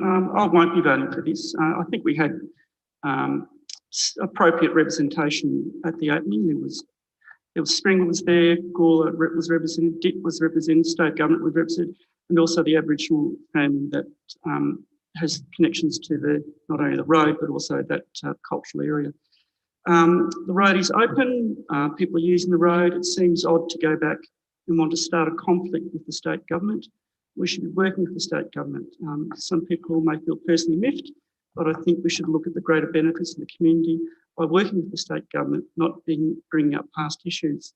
And I suppose one of the big issues, I suppose, is the fact we are living through COVID, and you can't have a big event when you've got COVID. And you know, it might be, you know, concerning or whatever that you can't do things, but that's the reality. And I think it was a COVID safe event.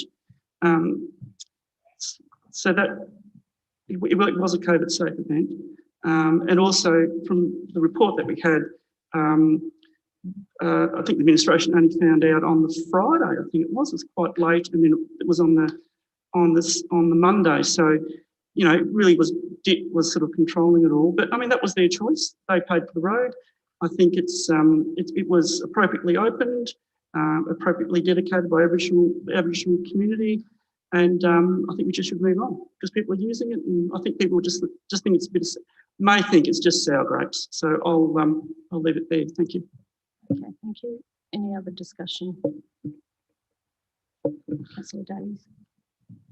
For me, I think this is something that, look, I do agree that the DIT has been frustrating in several areas to do with the Gawler East Link Road over time. I think just for me, you know, I voted against it because it's something that it just felt like this particular event, this opening, you know, it's sort of a mild annoyance, but not something that I would consider like escalating over to, you know, writing formal complaints and this kind of thing. I mean, I think there are several things that we should be complaining to DIT about. The opening's just not high on my list. The management of grasses and things around the roads that are near our entranceways is high on the list of things to complain about, I suspect. But yeah, look, this is just not sort of a big enough issue for me to be escalated to the point of a formal complaint or something like that. Thank you. Any other discussion? Councillor Fraser. Look, I'm disappointed like everybody else that we didn't get an invite to this, but it was a last minute thing and we weren't invited. Do we need to cause trouble or stir up trouble because of it? You know, sometimes you get an invite and sometimes you don't. So I just think suck it up and get on with it. Thank you. Any other discussion? If not, Councillor Shanks. Yeah, so the whole reason for this, and I'm more than happy to work on a bit of a hit list that we just add to this letter and really nail it home. But the words conflict and stir up trouble, and that's the argument that's getting thrown around. Look, I have all the faith in our mayor to be able to deliver a professional direct letter that merely flags our disappointment with the way that DIT went about it. Because the way they went about it was against bringing our town along for the ride after inconveniencing a good part of it for a long time. That's all this is. We're not talking about stirring up trouble. We're not starting conflict. And to be honest with you, if we wanted to start punching DIT, what do you reckon they would do? Like if we want to start conflict, I don't think that we don't even have to worry about that. What we're trying to do is trying to make it very clear that us as a council didn't like the way they went about something. And then just maybe next time they take that on board and the next council might not be as offended as some of your elected members are. But the delivery in the letter is where the key is. Rising above and giving a theme in the letter that will be delivered in a professional manner, which I have all the confidence in the world in our mayor to be able to do, is what the point is. We're wanting to put forward our discomfort while also flagging with them that they've actually acted against the way we would expect our state government to. Nothing more, nothing less. And if this turns into a habit that we do, well, then that's what happens. And then all of a sudden, You have a collated evidence base of all these professional letters that you've sent about the things that are doing wrong. So I would hope we support this, because it's not starting a worthless argument. It's not starting conflict. It's just flagging with those above that you're not really for the way that they went about something, nothing more. Thank you. The debate's closed. I'll put that motion. All those in favour, please raise your hands. All those against? The motion is lost on the casting vote of the Mayor. Thank you. Councillor Tooley has called a division. All those in favour, please stand. All those in favour are Councillor Vallelonga, Councillor Tooley, Councillor Little, Councillor Shanks, Councillor Samble. All those against are Councillor Davies, Councillor Kosh, Councillor Goldstone, Councillor Hughes, Councillor Fraser.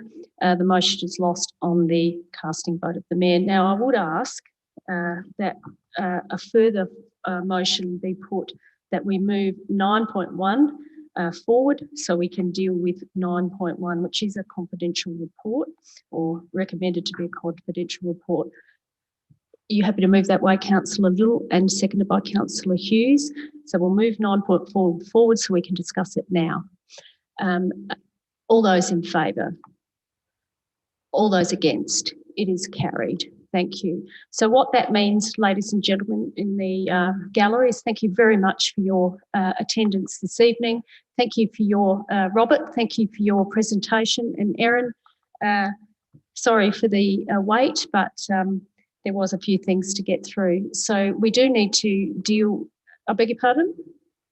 Yeah, we do need to deal with the matter and there is a recommendation that we deal with this matter in confidence. I'll do that, and then CEO, I think you want to make a statement and then leave the room. Is that what you wish to do? So are we happy to there is an officer's recommendation to move into confidence. Is there anyone wishing to move that way? Councillor Little, and there is, are you happy to move the officer's recommendation? That will leave the manager, that will leave Ryan Viney and our minute taker. Sorry, Erin, I don't even know your last name. McCarthy. Okay, Erin McCarthy from Piper Alderman. So you've moved that way, Councillor Little. Can we put that in the minutes?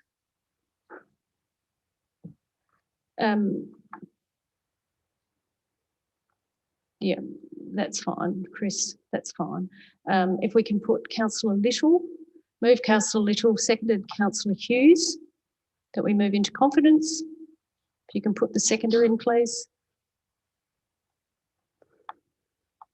I really don't like this info, Council. Okay, all those in favour?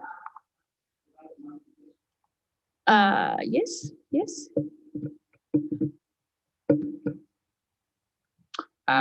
Yes, I'm going to vote against moving into confidence. I think I've read the report, the information, I've read the recommendations. It's very factual. It makes some clear statements. The process is open. It was followed as it was, not that I agreed with the process, but what is recorded is the process that was followed. The recommendations are, I don't believe, controversial. I don't believe the findings are controversial. I believe there's a public interest in this, and the more open that we are about it, then the better. So I would ask that members vote to keep this in open camera, so that our public, I presume at this point the public is still listening, are they, Mayor? Or we shut them off already? We haven't shut them off yet. We're not in confidence yet. We haven't shut them off? No, not yet. We're not in confidence Good. yet. Okay, good. So they're aware of this item. They've read the agenda.